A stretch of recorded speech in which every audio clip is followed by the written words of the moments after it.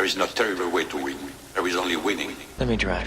I will make a fool out of you. Every one of us has to find a reason to do this. You do it because you're driven. I was beginning to think I'd never be anything more than a piston-happy, lead-foot punk. Then this starts to happen. Somebody put it in your mind you gotta be perfect every time out or you're a failure. Well, forget that. Just forget it. You ready to put away your toys and grow up? Are you ready to make more money in 1 year than your father made in his whole life? Are you ready to become a real race car driver? When I won it was probably the last time I ever felt pure victory. Because I'm quicker than all of you. And if you no longer go for a gap that exists, you're no longer a racing driver. Oh, hell, isn't that what we're in this for? To stare death in the face and to cheat it? Come on, there's nobility in that. It's like being knights. No pressure, nobody breathing down my back, just driving because I left it pure. A lot of people go through life doing things badly. Racing is important to men who do it well. When you're racing, it's life. Anything that happens before or after, it's just waiting. I just hope when you do, that I'm there to see it. Racing.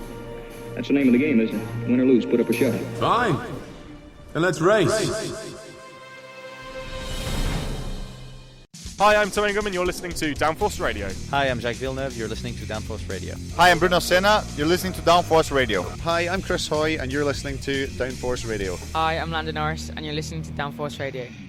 Hello everybody and welcome back to Mansell Raceway. It is the British Kart Championships from Motorsport UK. The Rotax classes will have their second and last finals of the course of the weekend, and it will begin with the Rotax 177, followed by Minimax, and then Junior Rotax and Senior Rotax will finish off the day. It's been an absolutely fantastic battle up to this point. Earlier on, I managed to catch up with the man who makes it all tick here, and of course is also a Formula One world champion.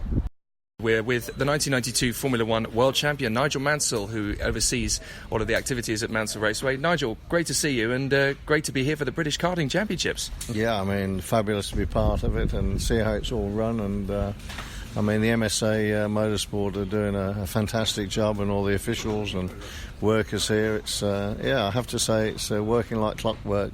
They got everything covered, and you couldn't ask for more. Now, obviously, a lot of the motorsport fan base know you as a Formula One world champion, but many fewer will probably not know that your sporting life actually began in the world of karting in its infancy, and you've come through the world of karting. You were one of the first major Formula One competitors to actually start racing in karting. What was it like back in those days? Oh, it was fabulous. I mean, we we didn't have the sophistication that they have now with the karts and the engines. I mean, I can remember one of my engines falling off the kart, and I thought the chain had come off, and the marshal said, "No, your engine's back there." So yeah, our engines cost at that time between £5 and £15. So we're going back a long time, but it was so much fun. An occasion for the whole family. Total grassroots racing. There wasn't any health and safety back then. It's the tracks we raced on. You know, if you hit a big tractor tyre, it wasn't a good thing. It really wasn't. But so much fun, and obviously to see where it's grown today and be at the championship here at Mansell Raceway with the British Championships with the Motorsport UK is fantastic. And the amazing amount of work that you and the team have put in to bring Mansell Raceway here for the first time to the British Championships. I mean, for you guys, this really is a labour of love. It's not just about the prestige. You guys really have a passion for karting here. Yeah, we made a decision as a family quite a few years ago that we'd like to put something back into the sport as opposed to spending money trying to compete. And have a place where people can come and enjoy themselves for the weekend, whether it be testing or whether it be doing a club race with karting. And that's exactly what we've done here at Dunk as well. We've, over the years now, developed the circuit. We've been fortunate to get planning where we've got a proper clubhouse now where people can actually feel comfortable and come and have a drink and tell their own stories and do a little bit of corporate karting if that's what they want. And to put something like that back into the sport, I think was very, very important to ourselves and the family. And it's very fitting that the class that's here for the British Championship is Rotax, because, of course, when Leo and Greg started racing, it was Rotax that they were into. So there's a lot of history in this one event, but I think it's the beginning of something pretty special. Yeah, no, absolutely. And, I mean, hopefully this will all grow in stature, and we look forward to welcoming the British Championships back again next year in 2020. Now, the circuit here, it's quite a challenge for drivers because this is not your normal common garden race circuit. It's a very fast-flowing technical challenge. It's somewhere between a very modern, upbeat racetrack and there's even a little bit of an element of a sort of a street circuit around the far side because of how tight and how narrow it is. There's not a lot of runoff in areas, so a lot of the drivers we've been speaking to over the weekend have said, this is not a circuit like anywhere else in the country. No, well, that was done deliberate to try and challenge the drivers. I think there are some fairly good runoffs in some very, very fast corners. However, in some medium speed and really tight corners, there's no bailout at all. So if you do make a mistake, you're penalised. On saying that, it gives the driver some satisfaction back. There's too many circuits now which are just wide open. And there's no satisfaction for a driver there who makes mistakes and just drives back on the circuit. Here you've got a mixture of everything. You've got some very technical chicanes. You've got three corners, a bit like Beckett's at Silverstone, that you've got to get them all right to put a very fast lap together. But on saying that, if you get it wrong, which a lot of drivers do, it gives you that overtaking opportunity in the middle of a corner. And I think that's so exciting. We've got an Indianapolis corner, so we've got a 5 to 10 degree bank, which people don't realise, on the one corner. Then it goes into like a street part of the racetrack where then all of a sudden the track closes in on you.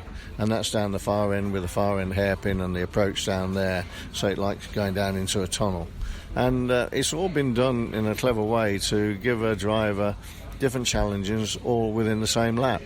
And technically, you cannot just roll over and think, I can learn this track in a few laps. It takes several tests and several race meetings to come to grip with it. And I think I speak for everybody here. We're hoping that this is the beginning of a very strong and long era for Mansell Raceway and the British Championships and karting as a whole. Thank you, Nigel. Thank you for all the work you've done. Well, thank you, everybody who's listening to this. And, come and have fun. Come and see where Mansell Raceway is at Dunkerswell, and come and see the track and the clubhouse. It speaks for itself. Thank you. Enjoy the weekend. Thank you.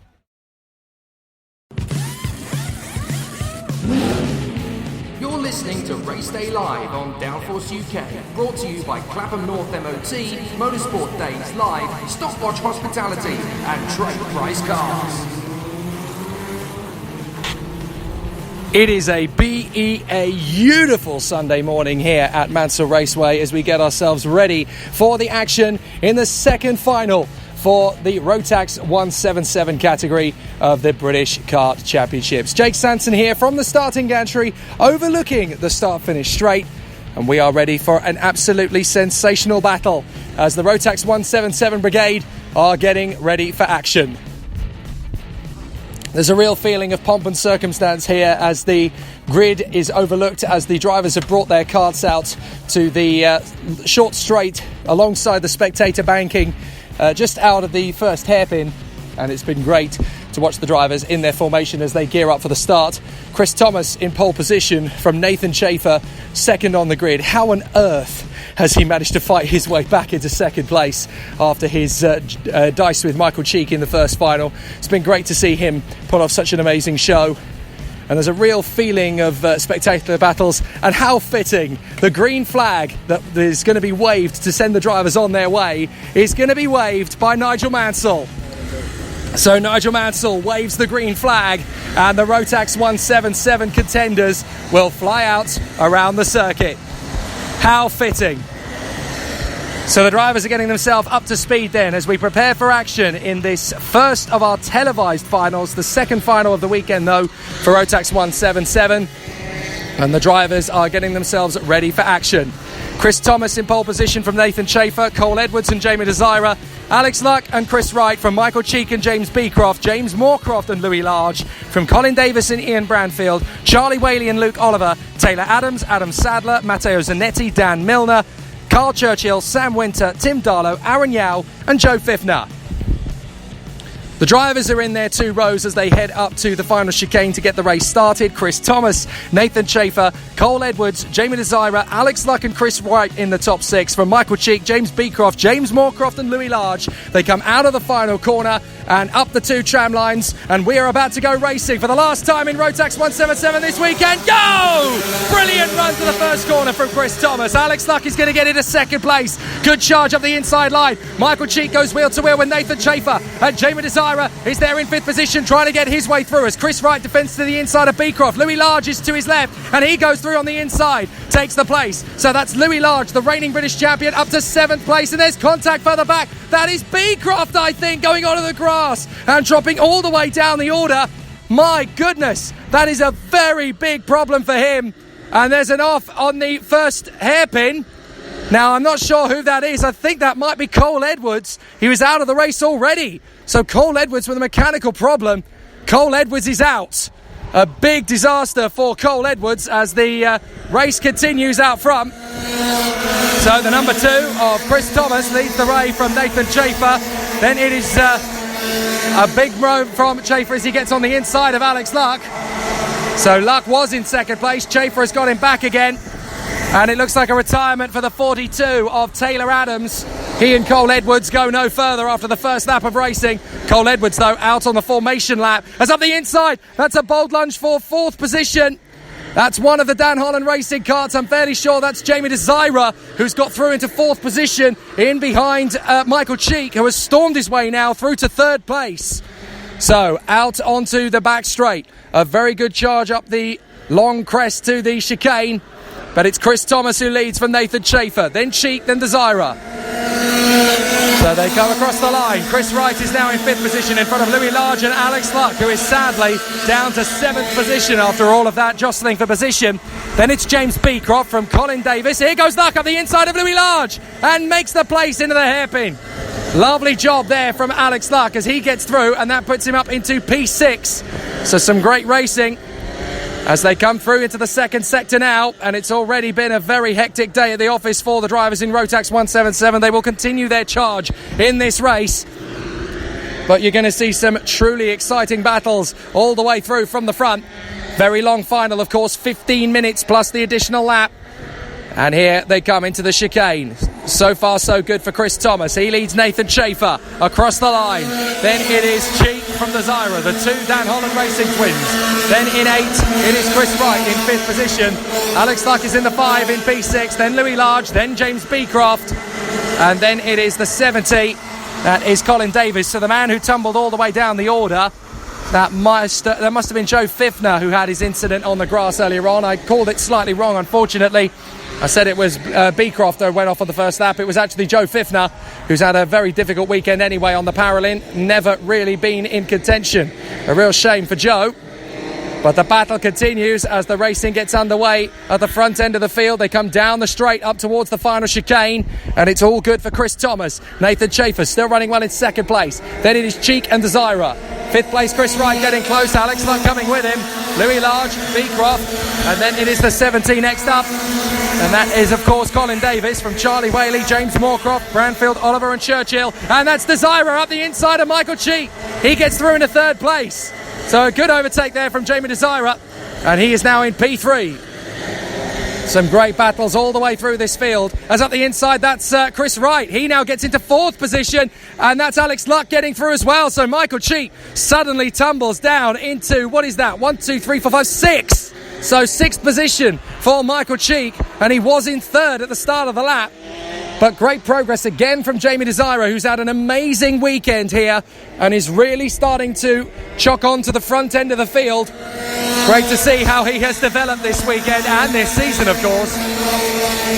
So Jamie Desira in 3rd position in front of the 8 of Chris Wright. And Alex Luck is trying to get himself back into contention as they get into the braking zone for the second hairpin.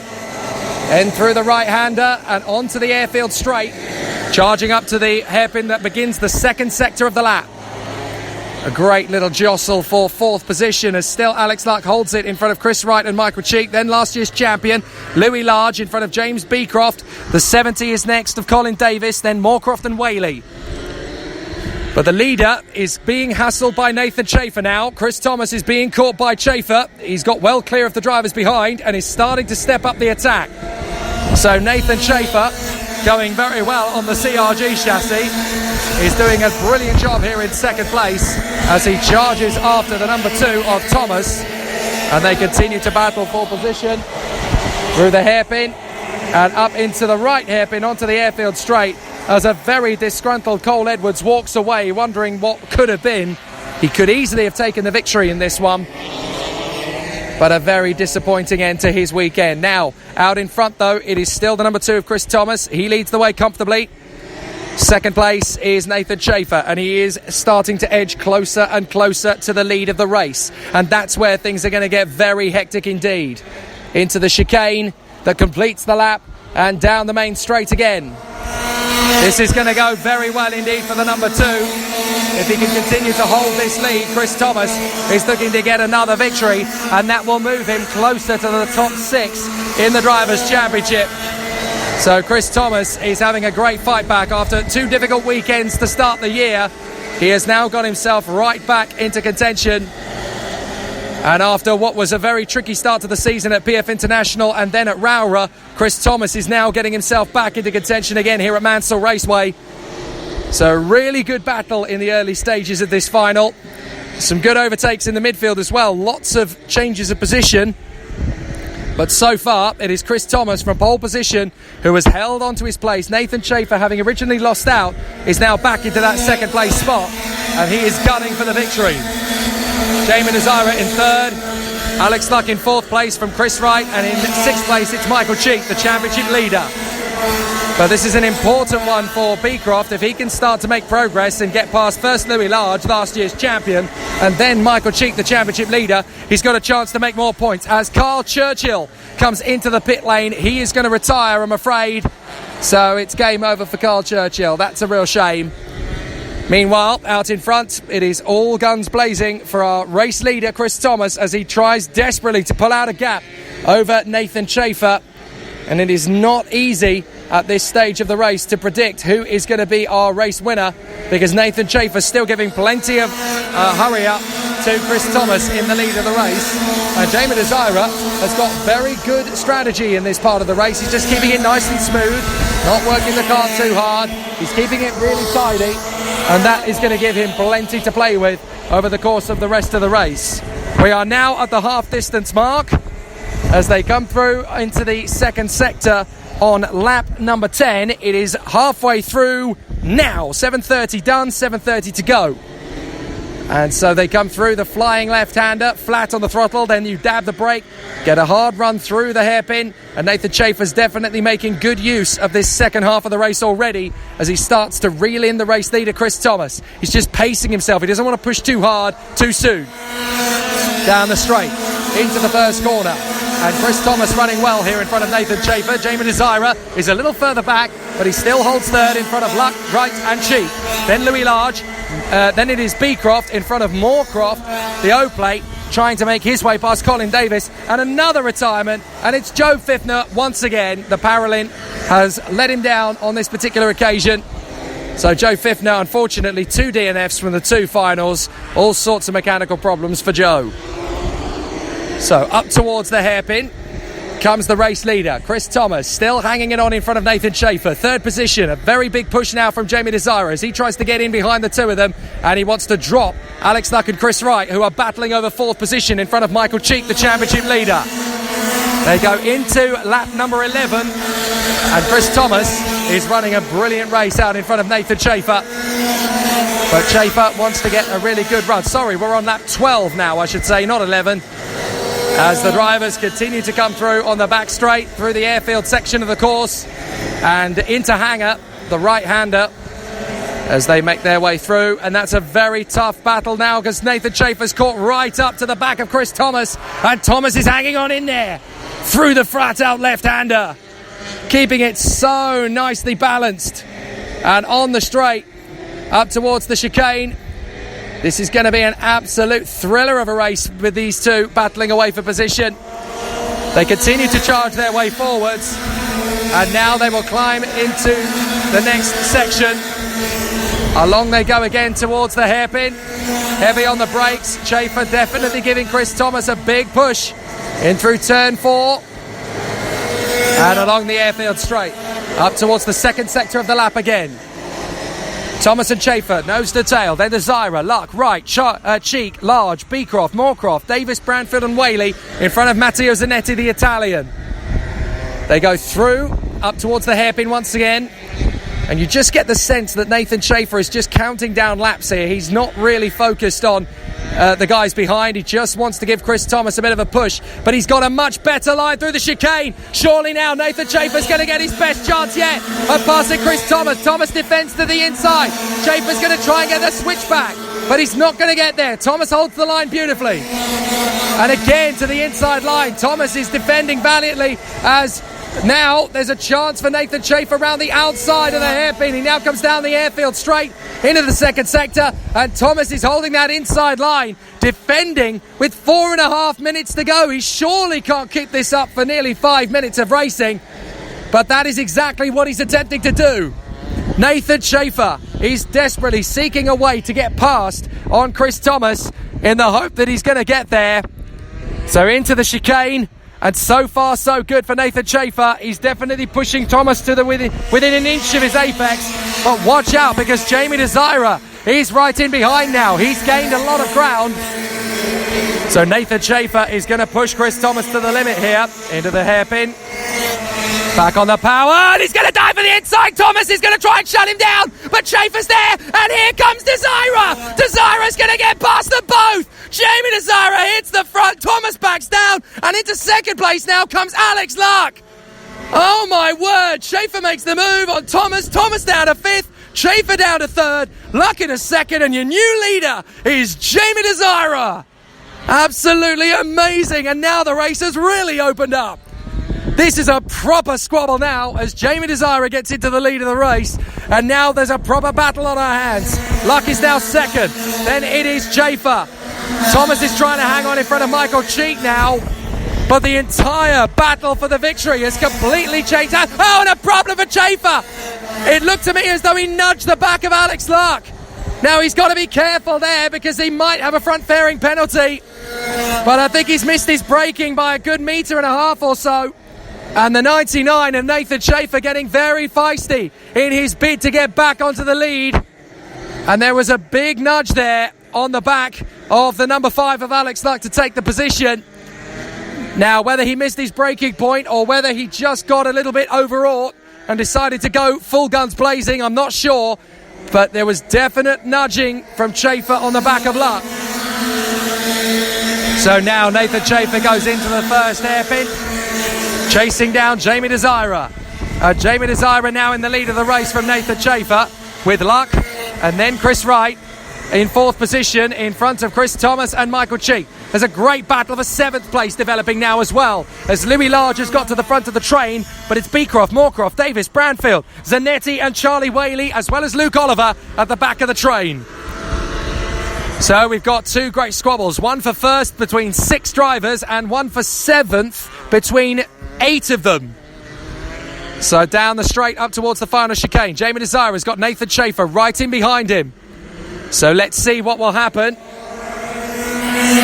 We're going to have a look and see if Jamie Desira can hang on in front of Nathan Schaefer.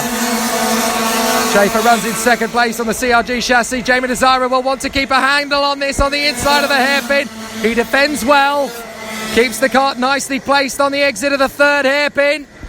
And now down the airfield straight, Desira holds it, but Schaefer's not going to go. Desira dives on the inside. Schaefer died for it. There was a little bit of wheel rubbing, and Alex Luck gets them both. Alex Luck gets into the lead of the race, and there's a spin further back in the battle for 7th position. One of them's gone. Now, I can't see who it is that's not come through, but there's definitely a problem there. So one of them's not come through on the second sector. That is... Oh, I can't tell, but we've lost 2 of them from the fray. Michael Cheek is now going to make the move on Chris Thomas. Alex Luck is through to the lead. Jamie Desira now second in front of Wright and Schaefer. Then Chris Thomas in front of Michael Cheek. But we've lost 2 of them down to the back. It's Colin Davis and Charlie Whaley. So Charlie Whaley's got going again, but Colin Davis is out of it, I'm afraid. So a real problem, as now we're into the final half minute of racing. And Alex Luck has suddenly got himself into a race-winning position here with Jamie Desira and Chris Wright very close in behind, and that unfortunately is game over for the number 10 of Charlie Whaley. The Schumacher chassis comes into the pits and it's game over. What a shame. But the race continues into the penultimate lap for our race leader, Alex Luck. He crossed the line with 1 second to go. That couldn't be any tighter. So there are 2 laps to go, not 1. And that could make things... Oh, Desire bands on the inside of Luck and they come together! Desire and Luck collide! And that has allowed Chris Wright to go through to the lead. Desire and Luck continue, but it's all gone wrong for them both. And I think Desire was just a little bit too eager to get through on the inside of Alex Luck. He charged a little bit too aggressively over the curb, bounced back into Luck, and they came together. What a shame. Both of them now gone from the race battle of the victory. So now it's Chris Wright trying to hang on in front of Nathan Schaefer. Thomas is third and Michael Cheek is fourth. Everybody's absolutely determined to get the race victory here under the watchful eyes of Hugh Chambers, David Richards and Nigel Mansell, who are all watching from the sidelines as Schaefer now tries again for the lead of the race. He's doing everything he can to get through on Chris Wright. Chris Wright holds the inside line into the second sector. Schaefer's going to try and cut back around the outside of the hairpin. He now is going for the undercut, and he's not going to get there. Cheek is going to go side by side with Thomas for third, and he can't make the move stick either. Into the hairpin and down the long straight. This is now going to be now or never for Chris Wright and Nathan Schaefer. They will battle. Cheek squabbles with Thomas out of the final chicane. Chris Wright is going to take the victory. What a battle and an amazing race for Chris Wright. A truly sensational finish as Chris Wright shakes hands with Nathan Schaefer. And Chris Wright has done an amazing job. Kept his head, kept his cool, and he has put himself into first position on a very competitive podium indeed. Nathan Schaefer is second on the road. Hopefully he will remain there after the race as well. But Chris Wright's victory now brings him up to fourth in the Drivers' Championship. It's a big victory today at Mansell Raceway for Chris Wright. Schaefer is second from Chris Thomas. Michael Cheek is fourth in front of Louis Large and James Beecroft. James Moorcroft is seventh in front of Matteo Zanetta. Desira recovers to ninth. Branfield is 10th. Nuke Oliver is 11th, and a very frustrated and probably very angry Alexander Luck is in 12th place, in front of Sam Winter and Adam Sadler, Dan Milner and Aaron Yao, and then Tim Darlow. The retirements are Colin Davis, Charlie Whaley, Joe Fifner, Carl Churchill, Cole Edwards, gutted on the first lap, and Taylor Adams. But Chris Wright is a very worthy and brilliantly deserved race winner in the final here at Mansell Raceway in Rotax 177. What a performance from Chris Wright. Stand and deliver was clearly the order of proceedings, and he made sure he did just that. Truly fantastic racing in Rotax 177. They've given it absolutely everything, and great to see them put on quite a show. So some fantastic racing, and hopefully there's more where that will come from in the next class, which are going to be coming out next onto the circuit, of course, and that is Minimax. They will be on track next up. There is no terrible way to win. There is only winning. Let me drive. I will make a fool out of you. Every one of us has to find a reason to do this. You do it because you're driven. I was beginning to think I'd never be anything more than a piston-happy, lead-foot punk. Then this starts to happen. Somebody put it in your mind you gotta be perfect every time out or you're a failure. Well, forget that. Just forget it. You ready to put away your toys and grow up? Are you ready to make more money in 1 year than your father made in his whole life? Are you ready to become a real race car driver? When I won it was probably the last time I ever felt pure victory. Because I'm quicker than all of you. And if you no longer go for a gap that exists, you're no longer a racing driver. But hell, isn't that what we're in this for?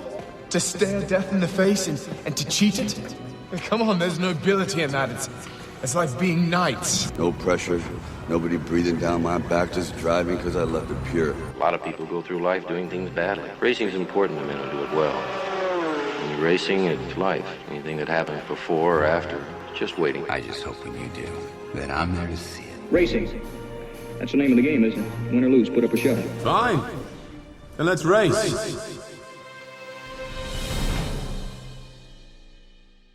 Hi, I'm Tom Ingram and you're listening to Downforce Radio. Hi, I'm Jacques Villeneuve. You're listening to Downforce Radio. Hi, I'm Bruno Senna. You're listening to Downforce Radio. Hi, I'm Chris Hoy, and you're listening to Downforce Radio. Hi, I'm Landon Norris, and you're listening to Downforce Radio.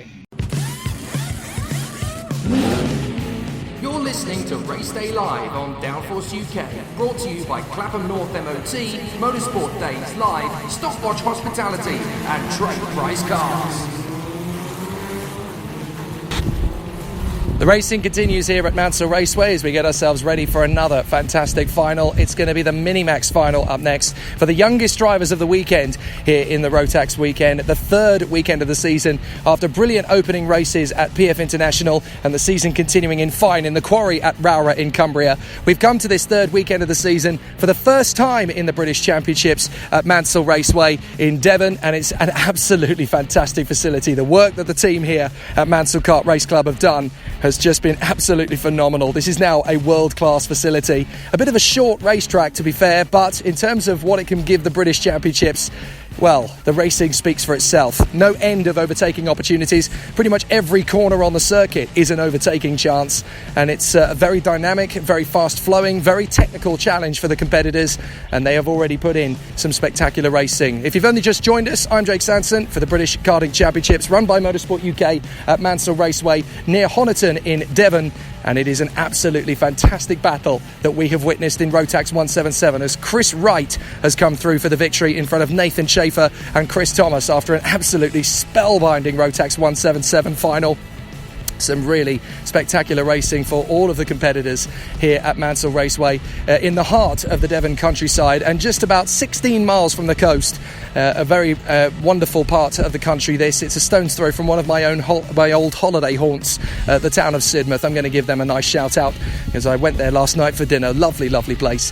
But a wonderful facility this, and full credit to everybody around the circuit from the Mansell Kart Racing Club. A large majority of them, of course, are volunteers who give of their free time to put on great race action, and once more the Orange Army of British Motorsport have delivered in spades, and they continue to do so, and we would be nowhere without the British Marshals. They put on an absolutely fantastic show for us once again, and here at Mansell Raceway in particular, this facility, it's the first time we've raced here as a British Championship official round, and it is quickly becoming a very popular place to go racing. The Rotax crowd are raving about it, and I've even spotted in the paddock a very curious Clayton Ravenscroft iArmy X30 driver who's decided to pop in and have a look. Even he thought that the temptation to come and look at it was just far too good to pass up. And he's put on an absolutely fantastic job up to this point in his British campaign. He'll be back out in action again 2 weeks from now when the iArmy classes head up to Rowrah in Cumbria, and it'll be Scott Woodwiss who talks you through the action there for that weekend, and it's going to be his first taste of the British Kart Championships. He's going to have an amazing time of it. The iArmy class is very much competitive and exciting stuff, and also very much so in the Rotax brigade as well. The TKM and Honda categories, of course, continue at the tail end of July as they head to Shennington. But the Rotax classes here at Mansell Raceway, a first time for this particular category racing in this particular facility, and it's very fitting actually because the Rotax classes were the haven for the likes of Leo and Greg Mansell when they started their racing careers. It was the Rotax classes they chose to compete in, and the Mansell Kart Race Club here has a very long and prestigious history of garnering some fantastic drivers. The Minimax drivers are now making their way onto the short stretch before turn 2, which is where the spectator bank is, and obviously they will be displayed before everybody here at the circuit, and it really is truly fantastic to see the spectacle that these guys have given over the course of the weekend. But the Minimax brigade will come out onto the circuit and will give us a very exciting battle, and it's going to be the winner from the first final, Archie Kitching, who will line up on pole position. Alongside him, Jez Williams, and then it will be Callum Voisin who lines up alongside his Coles Racing teammate Harley Horton, and then in 5th position on the starting grid will be young Ollie Stevens, and in 6th on the grid will be Sam Gornall. A very competitive field of drivers these, and it will be really exciting to see what they can give us in a thrilling second Minimax final of the weekend. The first race was pretty exciting on its own right, and now they're ready for action again for this second contest.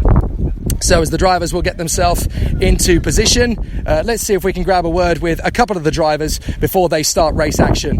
We'll start with our pole sitter as they place the Tony Kart into position for Coles Racing. Archie Kitching, pole position at the start of the first final. I don't think you thought that one was on the cards. Yeah, it was close. It was a very close final, actually. I had a really tough battle with Jez all the way through, managing just to pip him at the end and get the win. So this is obviously going to be a much more competitive final in the second one. Everybody wants to get to that top spot, especially with the cameras now rolling. But Nigel Mansell appreciating the number 5 is on pole position. How fitting is that? It's going to be really exciting to see what you can do in this one, considering how tight it is. This second final, you now know what to expect from the first one. What's the strategy going to be? Is there anything different? No, really just race as usual and just try go for the win, really. Sounds good to me, mate. Good luck. Thank you. So Archie Kitching ready for the action. Great to see the Minimax drivers prepared for action. Beside us, watching along as a nice little microlight takes off, is the chairman of Motorsport UK, David Richards. David, what a fantastic spectacle that we're being presented with here at Mansell Raceway for the first time in the British Championships. No, it's a great venue. They've put on the weather for us at the same time. No, it's been superb, and I'm sure everyone's enjoying it. And just look around the crowds here. It's I think they've never had such an attendance before. Now, you've been up and down the length and breadth of Great Britain since March, when the championships were first taken over by Motorsport UK, and karting is something that's very, very important to you as well. You have a big history with it over the years. Just how big a difference has this season made to British karting as a whole now, with Motorsport UK's more personable, more intimate involvement? Well, you will be judged at the end of the season, no doubt, but hopefully we've raised the game with the British Championship now. Look at an event like this, you can see the standards that are being operated at, and that's what we need, and we need to keep investing in the kart tracks, investing in the championship to bring the drivers forward for the future. And it's worth emphasising, we're literally just getting started with what Motorsport UK is bringing to karting. There's a lot of things that we're not allowed to know about just yet, but there's a long journey to bring this up to the standard where it is the British touring cars, or Le Mans of karting. Yeah, I think so. There's still more we can be doing. There's more we can do in the way that we manage the series, the way that we look at the stewarding of races, and we just want the races to be won on the track, and for everyone to have fun as well. And through that, I think we'll get more people participating. We've got to find ways of reducing the costs for the participants as well, and make it a strong championship with strong tracks that support cup racing as well. It's really good to see how things are getting on. I know the drivers are about to get underway again. Thank you, David. Cheers. So obviously Minimax is going to be very exciting from the off as the competitors are getting ready for action once again in this Minimax final. The 1 minute sound goes, and that's why a couple of the drivers are just revving up those engines in the hope that they can be ready for the action and drama that awaits us. There is no terrible way to win. There is only winning. Let me drive. I will make a fool out of you. Every one of us has to find a reason to do this. You do it because you're driven. I was beginning to think I'd never be anything more than a piston-happy, lead-foot punk. Then this starts to happen. Somebody put it in your mind you gotta be perfect every time out or you're a failure. Well, forget that. Just forget it. You ready to put away your toys and grow up? Are you ready to make more money in 1 year than your father made in his whole life? Are you ready to become a real race car driver? When I won it was probably the last time I ever felt pure victory. Because I'm quicker than all of you. And if you no longer go for a gap that exists, you're no longer a racing driver. But hell, isn't that what we're in this for? To stare death in the face and to cheat it? Come on, there's nobility in that. It's like being knights. No pressure, nobody breathing down my back, just driving because I left it pure. A lot of people go through life doing things badly. Racing's important to men who do it well. When you're racing, it's life. Anything that happens before or after, it's just waiting. I just hope when you do, that I'm there to see it. Racing. That's the name of the game, isn't it? Win or lose, put up a show. Fine. Then let's race. Nigel Mansell waves the green flag and the Minimax Brigade head out onto the rolling lap. This one's going to be close. Archie Kitching and Jez Williams from the front of the field. Callum Voisin and Harley Horton on the second row. Ollie Stevens and Sam Gornall from Tristan Rennie and Alex Hughes. Jed Murphy and Nicole Sutherland. Harry Reynolds and Ryan Willis from Logan Parker and Juan Waniki. Declan Russell, Lincoln Bailey Arneson, Cameron Ross, Luke Evans and Jacob Baldry. So the Minimax Brigade makes its way into the tight and twisty Monaco-style section of the circuit at the far end. A real challenge for the drivers. They love this technical combination. It's a race circuit of two halves, essentially. The first half is a bit like Kristianstad, nice and open, a very, very fast-flowing circuit with lots of wide runoff, great overtaking spots, good technical challenges, high curbs. The second half is like a street karting circuit, like the Macau of old times. Great to see them as they battle away in those tight, twisty, fast, open sections. But this is a great place for racing. Archie Kitching, Jez Williams, Callum Voisin, Horton, Stevens, Gornall, Rennie, Hughes and Murphy. Sutherland in the top 10 as well. Is it going to be a clean start? You bet ya!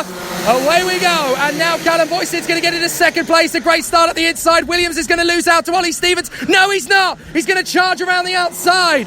Great comeback from Jez Williams as he gets into third place. Horton now at the inside of Ollie Stevens to take fourth. And Alex Hughes is getting in there as well. But he can't quite make the deadlock. And the 73, I should say, of the Scotsman Tristan Rennie is trying to get himself into the top 6 now as well. He's had to hang back and allow Hughes to battle with Ollie Stevens. Stevens trying to get back up the inside. He fends off from Tristan Rennie, but Hughes gets through. So that puts him up into 5th place. So great racing on the opening lap as they come through to that tight hairpin at the end of the second sector. And now down the long straight that feeds into the chicane. Feed the kart in nicely. Right, left, right, and it's a bit of a mistake from Archie Kitching. He's going to get a bit of a run now from Callum Voisin. Jez Williams won't wait around. And up the inside, Ollie Stevens is going to make the bid to get into 5th place. He makes the lunge on Alex Hughes. So up at a 5th position. Jez Williams is getting impatient, sat behind the Coles Racing twins, and he's trying to get himself up into second position as soon as he possibly can. But this is not going to be easy as they run down the airfield straight. Williams makes his bid, but he can't get by. So Callum Voisin still sat in second position, having had a great weekend, but he's down to 3rd. Jez Williams squeezes through in the left-hand hairpin and into second position. Now, Callum Voisin can't afford to lose focus now. Down to 3rd, but he won both his heats yesterday, so he's got a good chance to get back up to the front. Archie Kitching taking the victory in the earlier final, though. Definitely in with a good chance of victory again, but Jez Williams was the man he fought with earlier on. So now it's Groundhog Day. He's going to do it again. Ollie Stevens now makes the move up the inside of Horton and gets into 4th position. Great run from Ollie Stevens, and it's clear that his knowledge of the circuit is definitely giving him plenty of traction out of the corners. Great battles all the way through the field as the drivers knit their way through. Even in the midfield, we've got some good dicing as Lincoln Bailey Arneson is duelling with Declan Russell. And now the drivers are running through to the second hairpin of the second sector. Now back on the power, through the right flick, close to the curbs, left, through that long fast apex and up towards the hairpin, dicing through the right-hander. Back on the power. And this is going to be an interesting one for Jez Williams. He's got to balance this very carefully through the final chicane. Otherwise, if you use too much curb, you lose traction, you lose grip, you lose speed. Down the straight. Williams is going to line him up. Lovely job at the inside. Oh, well covered by Archie Kitching. Kitching shuts the door. He realised that Williams was getting close and decided, no, I'm going to hold it. And now Callum Voisin trying to get up the inside of Williams. He's going to lose ground. Stevens is going to get through. Oh, and over the top. Harley Horton collides with Voisin as Rennie gets past both of them into 4th place, taking Alex Hughes along for the ride. Well, the two Coles Racing teammates unfortunately have tagged each other. That is Callum Voisin. Oh, and Gornall's gone with Hughes! Sam Gornall tags Alex Hughes, and they go off together, and they've rejoined at one of the most dangerous points on the circuit.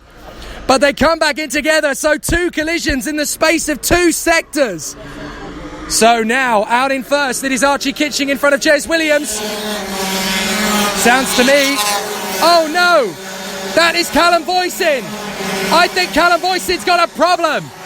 That sounds to me like Callum Voisin's got an exhaust issue, and that is surely going to be a mechanical flag if he has. Oh, that is Callum Voisin. Surely his race is going to be over. They're going to hear that he's got an exhaust issue, and that's going to be a mechanical flag. Well, that is a disaster. Callum Voisin, essentially his race opportunity to take the victory taken away from him as they battle for the lead. Kitching and Williams side by side again as they battle for the victory. And there's a yellow flag down to the hairpin, so we've got somebody missing. I think that is going to be... Well, we'll have to double check, but I wonder if that's Nicole Sutherland in trouble. That would be devastating. She fought her way up to the top 10. That's Ollie Stevens making the lunge on the inside for the victory. And through goes Ollie Stevens. Ollie Stevens takes the lead.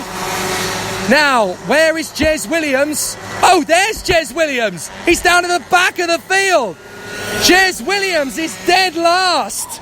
Now, what happened to Jez Williams? He was fighting for the victory and now he's in last place.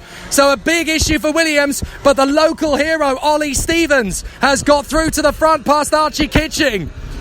Really great to see how these British Championships can really deliver a local hero to the front end of the field. Ollie Stevens had an amazing weekend with the Team Clay Racing Squad. Last week at Clay Pigeon, he was fighting for the victory, and now Ollie Stevens is at the front again. So through the leaders come. Callum Boycin's definitely got a big problem there with the car. It's very noisy. As Tristan Rennie is now up to third position, Ryan Willis is up into fourth place. Voisin and Horton are now fifth and sixth as they battle for position. But I get the feeling that this might not last too long for Callum Voisin. He's got a major problem with the exhaust. It's louder than any other kart out there to the ×3 mark. And I have a feeling that's going to, unfortunately, give him a mechanical flag, because it will not have gone unnoticed. If I can hear it, then certainly somebody 10 times cleverer than me up in the officialdom will be able to spot it. But Callum Voisin, it looks like he's got a mechanical problem developing because of that exhaust. And he's battling with Ryan Willis, trying to stay in front of Harley Horton. Here goes Tristan Rennie in third position, now trying to make the bid on Archie Kitching. But Ollie Stevens has definitely saved his best to last as the number 27 runs out in front of the field. Well, how about this for irony? Because the first two drivers in the race are carrying numbers made famous by Nigel Mansell himself. The number 27, Ollie Stevens, leads the race. That's the number that Nigel carried in 1989 for Ferrari. And in second place is Archie Kitching in, well, it's not the red 5, but it's the black 5 that runs in second position. Very fitting here at Mansell Raceway that they are 1 and 2 in number 27 and number 5, two of Nigel's most famous numbers. Along the start-finish straight, and Ollie Stevens runs in first in front of Archie Kitching. Callum Boycid still trying to make the bid to get past Ryan Willis in fourth position, but it's a three-way fight for the victory, and it's with 3 different teams: Clay Racing, Coles Racing and Project One, and they're all together battling away. Sam Gornall is trying to recover. Where is Sam Gornall? He is now running in about 18th position the last time I saw him. But I think he's got a transponder issue as a result of that incident he was involved with, so that might be why it's not updating on the timing screen particularly frequently. Sam Gornall showing as running in 18th. I don't think that's actually the case. I think he's a bit further forward than that. But out in front, it is Ollie Stevens who leads the race from Archie Kitching and Tristan Rennie. Rennie's got a good run, the Scotsman pushing hard. Callum Boycin now up into fourth position. Still running well. But the battle is obviously very tight at the sharp end of the field, as the competitors are still trying to push their way further forward. But now the competition is getting very intense between the drivers at the sharp end of the field. Tristan Rennie closing up in third position as he tries to make the ground on second place man Archie Kitching, and that's Sam Gornall, I think, making another good overtake. That puts him up into ninth position past that's Harry Reynolds. He's made the move on, so back into ninth comes Sam Gornall. It's a tricky race for Sam. He needed points here to close up on Archie Kitching in the championship, but Kitching is running second and under pressure from the Scotsman Tristan Rennie with a long way still to go. Callum Boycin in fourth, still screaming like a banshee down the main straight in fourth position. Horton is fifth, 42 Ryan Willis is sixth, and then in seventh position that is the 71. Up the inside, is there going to be a move on Willis? Yes, there is, as Juan Monique gets into P6, and into the pits to retire comes Lincoln Bailey-Arneson. Well, I say that the exhaust is louder than most, but if there's nothing actually come apart on the kart for Callum Boycin, then he should be all right, because there's definitely no mechanical flag been sent to him yet. So I think he's got away with it. His kart is definitely louder than the others, but if there's nothing mechanically amiss with the kart that would cause an issue for the other competitors, then he's allowed to keep his fourth place, and I think that's where he's at. So far, so good for Callum Boycin. Well, he's there in P4. Tristan Rennie hanging it on in behind the number 5 of Archie Kitching. The battle's still raging. Up through the hairpin, and Rennie's going to go for it on the inside and into second place. A lovely move from the Scotsman. Tristan Rennie gets into P2. And a great bit of driving there. He's been threatening to be like this all weekend long. I spoke to his dad earlier in the weekend and they were just saying, we just want to be competitive. We don't mind if we finish lower down the order. We just want to be in the hunt. And they're certainly in it now, in second place as they come off the hairpin down the straight towards the chicane. So Ollie Stevens leads the race. Tristan Rennie in second. Third is now the 5 of Archie Kitching. And in fourth is Callum Boyson. The Kitching's going to try again as they charge up the field. In for that first corner. And again for the 5 of Archie Kitching. A chance to go for Tristan Rennie is in the offing. Rennie blends off the power in the hairpin and keeps it together. No major difficulties for the moment as they go back down the airfield straight and up into the second sector through the hairpin. Into the left-hander. And there's going to be a really exciting battle for the rest of this race, isn't there? Through the left sweeper, up to the hairpin, and down the long stretch towards the final chicane. So this is going to be a really interesting battle as into the chicane come the drivers, with Ollie Stevens now stretching out in front of Rennie and Kitching. Is Ollie Stevens going to grab the most important race victory of his entire karting career? A win is great, but in the British Championships, under the watchful eyes of the likes of Hugh Chambers, David Richards and Nigel Mansell himself who are watching, that's a big deal. As into the pits comes the 25 of Luke Evans. A very tricky race weekend comes to a premature end. But out in front, Ollie Stevens has got the magic today.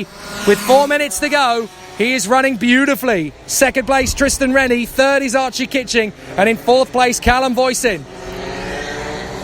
So it's looking very good up at the front end of the field for Ollie Stevens. He continues to keep it under wraps as they go into the chicane. Keep it together, Ollie. You've got a bit of a gap. Rennie gets a bit of a stumble. Into the pits comes Callum Boyson. It's game over for Boyson, and he knows it. A big problem, and it is mechanical for Callum Boyson. I think they finally flagged him. So a big problem for Callum Boyson. He receives the mechanical flag. I wasn't sure if he was going to or not, but he certainly receives it now, and that's devastating. Not his fault at all. He got clattered into by his teammate Harley Horton, but for the man who won both the heats yesterday, it's all ended in heartbreak for Callum Boyson. What a shame. Well, the drivers are back into the action out of the second sector hairpin and now into the sector 3. Up on the power. And into the final chicane comes Ollie Stevens. But back in a second now has come Archie Kitching. He's got through on Tristan Rennie. And Rennie's going to try and fight back. But then maybe they will work together to try and get the gap down to Ollie Stevens first. Just over 3 minutes to go as Ollie Stevens leads the race. Second place is the 5 of Archie Kitching. Tristan Rennie in third. And in fourth place now is Harley Horton in front of the 71. That is Juan Waniki, who is in P4 in front of Ryan Willis and Sam Gornall. So Sam Gornall has fought his way onto the back of the Project 1 kart. And so the battle continues. Now, in terms of the championship fight, Archie Kitching is now looking at 381 as Sam Gornall and Harley Horton are going to overtake Jez Williams, who is down at the back of the field after his earlier incident. But it's looking rosy for the man out front. Ollie Stevens is looking to take a crucial victory here at Mansell Raceway. He lives in this part of the world. He did a great job at Clay Pigeon 7 days ago when he raced in Clay Pigeon, which is not a massive distance away from this place. But now he is going to be taking a very, very valuable victory in Minimax in the British Championship if he can hold it together. Stevens leads from Kitching, Rennie, Horton, Waniki, Gornall, Willis, Parker, Murphy and Alex Hughes, then Declan Russell and Nicole Sutherland. So a really exciting battle continues as the drivers make their way down the straight towards the chicane. And we're going to have a rip-roaring battle between these two in second and third, Kitching and Rennie in the closing stages if things keep going. Archie Kitching just trying to keep the kart balanced in the last few laps of racing. And now the battle is kicking on for fifth position as Juan Moniki is trying to hang on in front of his teammate Sam Gornall. Gornall goes right. Down to the hairpin. Can he hold it in the braking zone round the outside? He keeps it well placed and he's through. Sam Gornall gets there. Moniki's trying to get back on him, but Gornall gets the door shut. Keep it tight. Nicely done from Sam Gornall. Up into 5th position now on Juan Waniki. And up the inside, that looks like a bit of an attempt from Ryan Willis to get himself back into the top 6. So an absolutely terrific charge forward from Sam Gornall up into P5. But now the closing stages are upon us, and Ollie Stevens is looking likely to get a very valuable home win.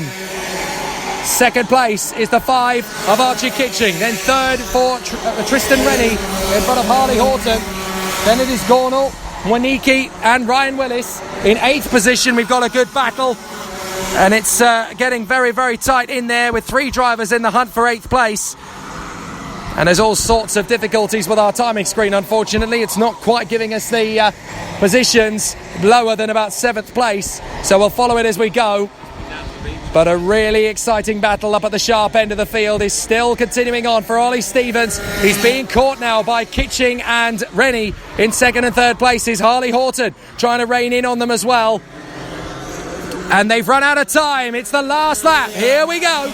And Ollie Stevens has got the gap to Archie Kitching and Tristan Rennie as they run valiantly in the top 3. And it looks to me as though Ollie Stevens has done exactly what he meant to do. He wanted to come here and prove a point amongst the British Championship elite. He has done more than that. He has found his feet. He has got himself into a good position and he has made it work. Great battles from Archie Kitching, who started from pole position, and Tristan Rennie fighting through to 3rd. He's definitely to be commended. The Scotsman's done a great job, but none more so than the man in the lead as he goes into the 3rd sector for the last time. Out onto the home stretch. Only the chicane stands between himself and victory. Right, left, right. It's flawless. Ollie Stevens takes the checkered flag and wins at Mansell Raceway. That is such a brilliant result. Ollie Stevens has got the job done. In Minimax in the British Championships, Ollie Stevens takes the final victory. And that is a massive achievement for young Ollie Stevens in front of Archie Kitching and Tristan Rennie. A terrific battle and such a deserving victor. The Team Clay Racing driver put on such an incredible show, and that proves that you don't need to have the might of the campaign behind you. Track knowledge and great guts and determination can get you to the top. A brilliant run for Ollie Stevens. He takes the victory in front of Archie Kitching and Tristan Rennie. Then it's Harley Horton from Sam Gornall, Juan Waniki and Ryan Willis. And then you have Logan Parker from Jed Murphy and Alex Hughes, Declan Russell and Nicole Sutherland, Jez Williams, Jacob Baldry, and then the retirements, Callum Voisin and Harley Horton in front of Luke Evans and Lincoln Bailey Arneson.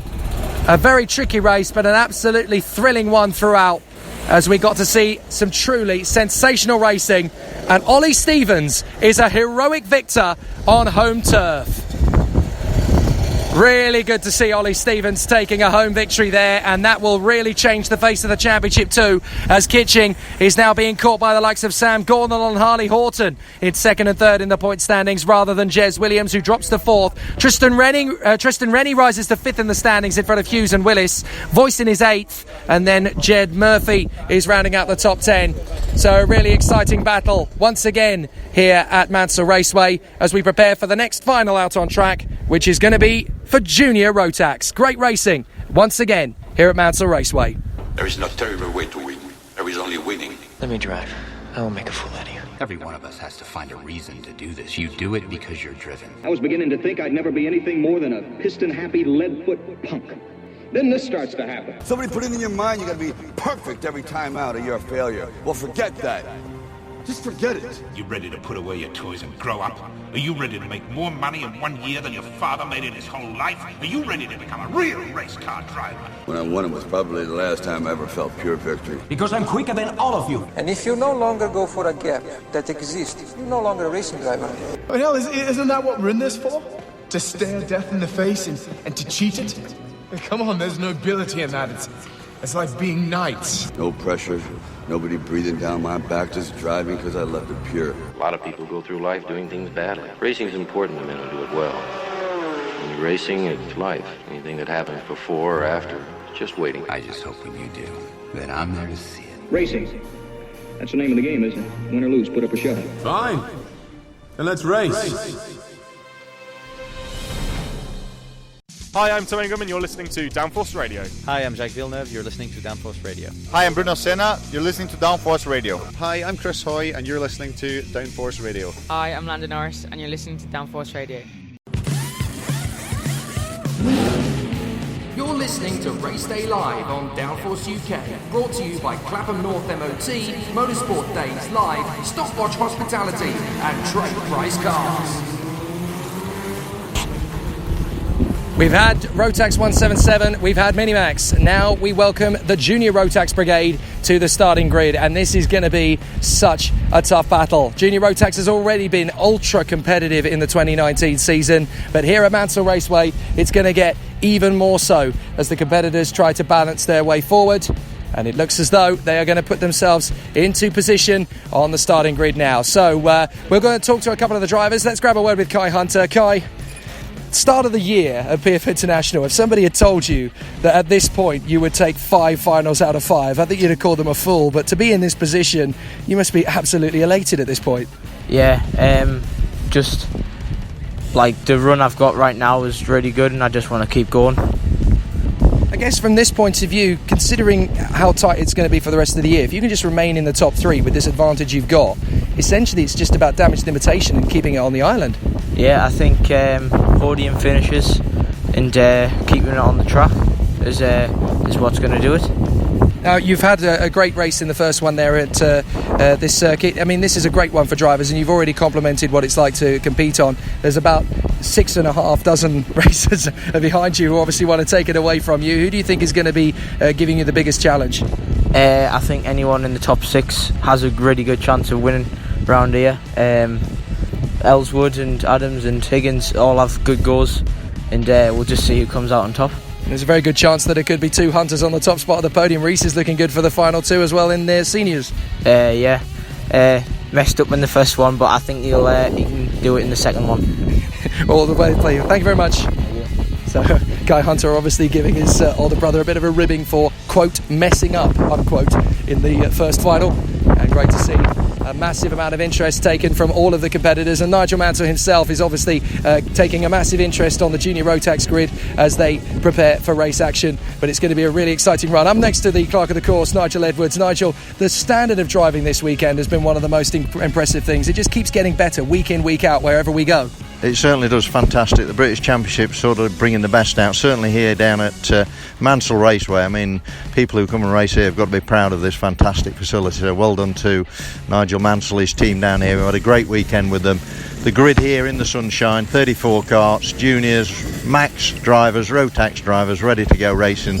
Beautiful circuit, beautiful set. The driving standards have been very good, very, very good. It's an instant hit straight away. I get the feeling that it might not be long before we get the Army and TKM and Honda classes here next year as well. Oh yeah, I'm sure it'll be on the radar. No, beautiful facility. Well done to them. Thanks, Nigel. Nigel Edwards, clerk of the course, telling it like it is as we get ourselves ready for another start. And it's going to be, once again, Nigel Mansell himself who will wave the green flag to get the Junior Rotax karts off and away. It's a very privileged position he has here, obviously running his own racetrack. But it's a bit of a celebrity house, this one, isn't it? There's a massive amount of glamour and pomp and circumstance knowing that we've got one of the top British world champions here at the British Kart Championships, and it's given an added buzz to the feeling. But not just because of that, also the circuit itself, the amazing facility, this cross between Kristianstad in Sweden, a real top hyper-class functional venue at World Championship standards, and the tightness of a street circuit complex as well. It really gives it a proper challenge in terms of the technical side of racing, and the drivers have taken to it like a duck to water, and it's quickly become a firm fan favourite. There are other drivers who are struggling to get the complexities of it, but that again just adds to the spectacle, it adds to the challenge, and it makes it very, very exciting for all of the competitors as they get themselves ready for action. So we're going to see some truly sensational racing from Junior Rotax. We've obviously already seen 2 of our winners crowned. Chris Wright in Rotax 177 taking the second final earlier on.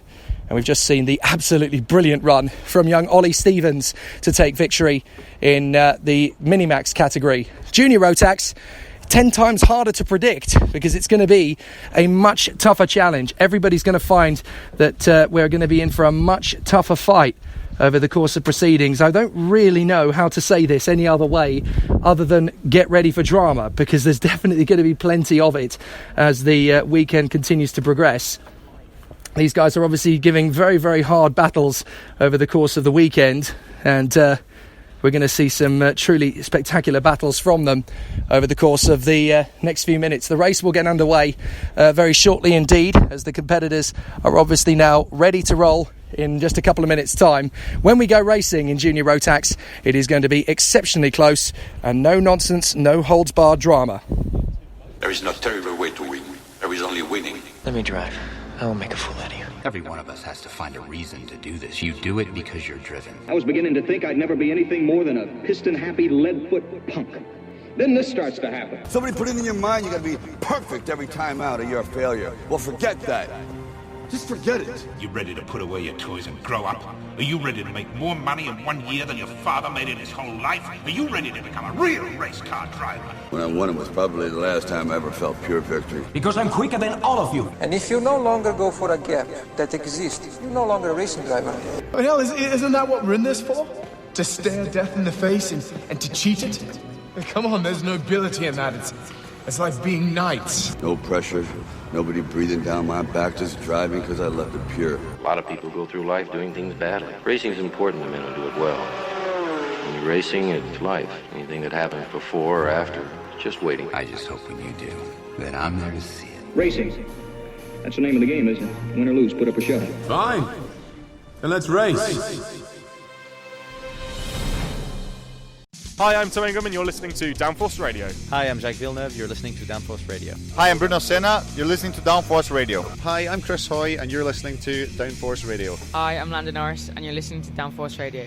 It's going to be a really interesting race, this, the Junior Rotax final. We've obviously had a really busy one at the start of the previous race. We had some pretty exciting tussles, but it's Kai Hunter. I keep doing that between these two.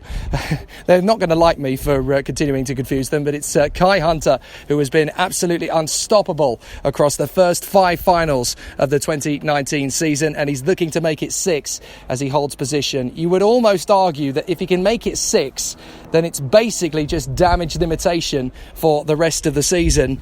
And again, it's not going to go unnoticed by Nigel Mansell that on the front of the grid is the number 5. It's very interesting to see that Kai Hunter has put his kart in pole position, having taken the victory, and that will be doubly special if he can get the victory again in this second final. And I have a feeling that that's going to resonate with the man who carried number 5 through the majority of his Formula One career, as he prepares to wave the green flag and send them on their way. The Junior Rotax final is not far away, and we are preparing for action and drama aplenty in this Junior Rotax field, with Kai Hunter and Will Ellswood continuing their battle for victory, and Tom Adams, the English Open champion, in 3rd position. Nigel Mansell waves the green flag, and the drivers get themselves under starters' orders here in Junior Rotax. So, let's talk you through the grid. Kai Hunter and William Ellswood from Tom Adams and Matthew Higgins, Brodie Trehorn and Harrison Collins, Edward Matthews and Will Egby from Ryan Taylor Truman and Daniel Ginchard, then Harry Newman Oakley and Jensen Watts, Jack Stedman and Charlie Knight from Kieran Kay and Hugh Lawrenson, and then it is going to be Spencer Shinner from Archie Brown, Taylor Babs and Miles Barthorpe, Harry Holland and Tiernan Rourke, from Ollie Tyler, James Crossley, Daniel Armstrong, Oscar Hoole, Mackenzie Cresswell, Harry Gibson, Ben Casey, Will Jenkins, Will Walker, Owen Allison, Chris Simpson and Joe Leake. So the drivers will battle for position once again, and Kai Hunter is looking to make it 6 final victories out of 6 this season, the number 5 on pole position. Kai Hunter, Will Ellswood, Adams, Higgins, Trehorn, Collins, Matthews and Egby. Is it going to be a clean start? No, not this time. This time it is a false start. So obviously the anticipation and the eagerness of the occasion has got the better of a couple of the drivers. I think Kai Hunter... Oh, and there's a problem on the start-finish line. That is a disaster for the 15. Now, I'm afraid to say that is game over already for the 15. And that is one of the Cosmic chassis. That is the Independent. That is Spencer Shinner. Oh, big problem for Spencer Shinner, one of the local favourites. And again, it's all gone wrong for him on the start of the race. It could well have been a chain parting company with the kart or something. But Spencer Shinner's game is already played, and unfortunately, he's not going to be winning. So, the drivers now make their way into Sector 3 of the rolling lap. Once again, warming up the tyres and brakes, just keeping an eye on the engine, just getting it dialed in just perfectly, ready for action. And once again, this Mansell Raceway circuit will rumble and resonate to the thunder and drama of Junior Rotax. So Kai Hunter, number 5, ironically enough and very appropriately enough, on pole position. Then it is Will Ellswood, Tom Adams, Matthew Higgins and Brodie Trahorn from Harrison Collings. Matthews, Egby, Taylor Truman and Ginchard. Is it a clean start this time? Yes, and we're away. Ellswood's got the best start, but Kai Hunter's going to get him back again on the inside line. Adams squeezes through to the inside of Ellswood, and there's a big shunt further back. We've had a big check into the barriers. We've had your driver pirouette through the first corner and into the barriers, but okay, I think, as the race will continue. But out in front, it is Kai Hunter, who has gone out in front of Tom Adams, who has squeezed into second past Will Ellswood. 4th position, that looks like one of the Coles carts. I think that's probably going to be Edward Matthews, who's made a terrific start. But unfortunately, we have one missing from the fray. And that is game over for Joe Leake for the Tim Wilson Motorsport team, unfortunately, through the chicane. And at the end of the first lap, despite the drama at the first corner, it is no yellows. So into the second lap go our 3 leaders, Hunter, Adams and Ellswood. Then it is Matthews in front of Collings and Higgins. Ginchard's already up to P7 in front of Brodie Trahorn.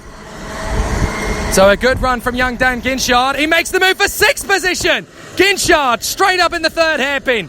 And Dan Ginchard continues his well. Contact in the 3rd hairpin. That's one of the cosmics going around. Now, let's trouble chat. I think that might be Ben Casely who's come off. It could well be his teammate, actually, Will Jenkins, who's already had a bit of a nightmare weekend. Will Jenkins, of course, the son of the very prolific 2-time British truck racing champion, Dave Jenkins. But Will is having a really tricky time of it in the British Championships. His speed is improving, his results are not. So Hunter, Ellswood and Adams up the inside for 4th place. That's a lovely move from Harrison Collings. Harrison Collings gets in a 4th position there as he makes the bid. And now in 5th position, right in behind him, that's the Coles Racing and Matthews. Ginchard goes again up the inside line and gets 5th position. So Ginchard is going through this field like scissors through wet newspaper, charging his way through. Absolutely terrific start for the young Persistence Motorsport driver. And this is his first weekend in the British Rotax Championship. He's obviously had good success in Europe, but now, here in the British Championships, he seems to be dipping his toe in the water of nearly every single class in the British Championship. I'm half expecting Ginchard to show up in a TKM next. They come off the final turn, and he's now challenging the 4th place man, Harrison Collings, and going for the inside line. And Ginchard's done it again, but he runs wide, and Collings gets back through. So now the 3 leaders are battling away for position. And up the inside, that's Ellswood. Ellswood for the lead. Side by side with Hunter for the lead now. Hunter tries to squeeze back to the inside. Ellswood's not letting him have it. Will Ellswood takes the lead, but Hunter's back to him. Now tries to cut on the switch. Adams is on the inside of Hunter, and Ellswood steals the lead. Brilliant racing from Will Ellswood, as gutsy as you like. Out of the hairpin that begins the 3rd sector, down the straight, and up towards the chicane. And Will Ellswood wrestles with Kai Hunter and grabs the lead. Brilliant driving. Now it's a 5-way fight for the victory, thanks to that little tussle, as Ginchard is at the back of the queue, with Harrison Collings in 4th place next up. And Ginchard is just waiting for it. Wait for it. He'll make his move in the same place if he gets there. He's not quite going to be able to make the move on the inside line, but he is the overtaking king at the moment as he settles into that 5th place mark, as Kai Hunter again tries to war with Will Ellswood, who leads the way. So now, over the course of the weekend, Will Ellswood has 2 victories because he picked up 2 wins in the heats. Kai Hunter has 2 wins because he's got a heat and the first final. So now, one of them has got to beat the other. They come off the chicane, both a little bit twitchy, but now down to the first corner. And Kai Hunter still leads from Ellswood. 3rd is Adams, 4th is Collings, and 5th is Daniel Ginchard. Having made his way up from 10th position, now up into the top 5. And making his bid, Ginchard to 4th. So Ginchard now comes through in a 4th position. Great bit of racing. So now he's P4, and Collings in 5th place, trying to get back on terms. Bit of a wobble from a few of the midfielders as they are all jockeying for position in the intense heat as the air temperature is now up to 20, but the humidity is, it's a bit of a medium mix, I suppose. There are clouds in the air, but it's definitely starting to get quite hot here. The breeze is making it a very deceptive. Into the chicane, and that's Hunter back in front. Hunter back in front of Ellswood. So Hunter's regained the lead, but Ellswood's going to come back at him, surely. So Hunter leads the way. Ellswood second. Third is the number... Well, I say the number. It's the E plate, isn't it? It's Tom Adams. And then it's the 54 of Dan Ginchard, who is there in fourth position as into the pits. Into the pits to retire comes Mackenzie Cresswell. Wow, big disappointment for Cresswell then. And he joins Spencer Shinner and Joe Leake on the sidelines. So Mackenzie Cresswell sadly ends his race at Mansell Raceway. Out of the hairpin, down the straight. Kai Hunter continues to lead, having snatched it back from Ellswood. Third is Tom Adams and fourth is Dan Ginchard. A really exciting race battle to come from these four. A big push to the first corner. Kai Hunter in front of Ellswood. Third place is Tom Adams, the English Open champion, and then Dan Ginchard, the vice champion in British Honda Cadet last season. He goes for third and makes it! Brilliant from Ginchard! Now he's in the podium. Dan Ginchard has fought his way from 10th on the grid to be third in this race, and we are not even halfway through. A great bit of driving from young Dan Ginchard, who is fired up and motivated today. He really wants to put on a show. So, down the straight, it is now Kai Hunter leading. Second is Will Ellswood, and he's still got plenty to do here as they complete the first 10 laps of racing. There's going to be a rip-roaring second half to this race. We're on lap 9 as Hunter is battling with Will Ellswood, but up to third has come the red speed of Dan Ginchard for Persistence Motorsport. They're having a really good season as a team, obviously with great performances from the likes of Lewis Gilbert, Ben Burgess and Kieran Kay in the senior contingencies as well as in juniors. But now they have got a strong charge in Rotax in the British Championship this weekend from Dan Ginchard, who is in third position, now in front of Tom Adams and Harrison Collins. Then it's Higgins in front of Trehorn, Egby, Taylor Truman, Stedman and Taylor Babs, who's fought his way up into 11th position. Taylor Babs, the winner of the repechage, is now up to 11th. Absolutely phenomenal. They come off the hairpin, and still there's an amazing battle going on between these two up front. The number 5 of Kai Hunter still leads the way in front of Ellswood. Third is Dan Ginchard, who has fought his way from 10th on the grid to be in third place, and there's still a long way to go. So Ginchard will go into the second half of the race now, and there's a lot of opportunities for him to make good. Into the third sector, brake, turn in for the right-hand hairpin, back on the power down the straight. And this is a great run for Kai Hunter in the lead. Will Ellswood is still all over the back of him in second, but Dan Ginchard in third is the danger man. He's charging. Hunter, Ellswood, Ginchard, Adams, Collins, and up the inside for sixth. That's a bold move, and it's a good one from Will Egby. Will Egby gets into sixth position now. And Egby is battling away, of course, with Matthew Higgins, but they duel for sixth position, and Egby makes the move. So that is going to be Will Egby now into the top 6 for the first time, I think, this weekend. So a good run from Egby. And there's going to be a big battle for the rest of the race now for him as he tries to close up to the top 5. Oh, contact in the chicane! 3 of them have gone into the hairpin at the beginning of the second sector. 3 of them clatter into the barriers. 2 of them have definitely got going again. I think the third one is out of it. So a big problem there in the midfield. Trying to work out who it was is going to be interesting. I think it's Brown, Casey and Kay who have all come together there.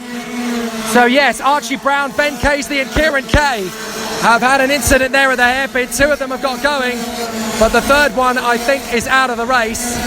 Or certainly, no, has got going again, but now right down at the back. So Casey has rejoined in front of Allison. Kay and Brown are now down to the bottom, unfortunately. But at least they can continue. So now the race action continues up at the front end of the field as Kai Hunter continues to lead in front of Will Ellswood. I think Ginchard may have lost third position. No, but he's looking likely to if Tom Adams keeps this kind of speed up. Adams is giving him plenty to think about as Adams goes for the move on the inside at the first hairpin. Ginchard slams the door shut. Lovely bit of driving. Adams is still there in 4th position. Ginchard is still giving him plenty to do, but Ginchard will not let a cheap overtake happen today. So down to the hairpin comes Kai Hunter, leading the race from Will Ellswood. And it's these two who will duel for the victory. They've checked out in front of the rest of the field. So Ginchard is 3rd from Adams and Collings, but a podium is likely to be all they will get from this race, because the leaders have definitely cleared out now to the tune of 1.4 seconds in the second half of the race. So Kai Hunter and Will Ellswood are disappearing into the distance as Ellswood is just biding his time. He's waiting for his moment.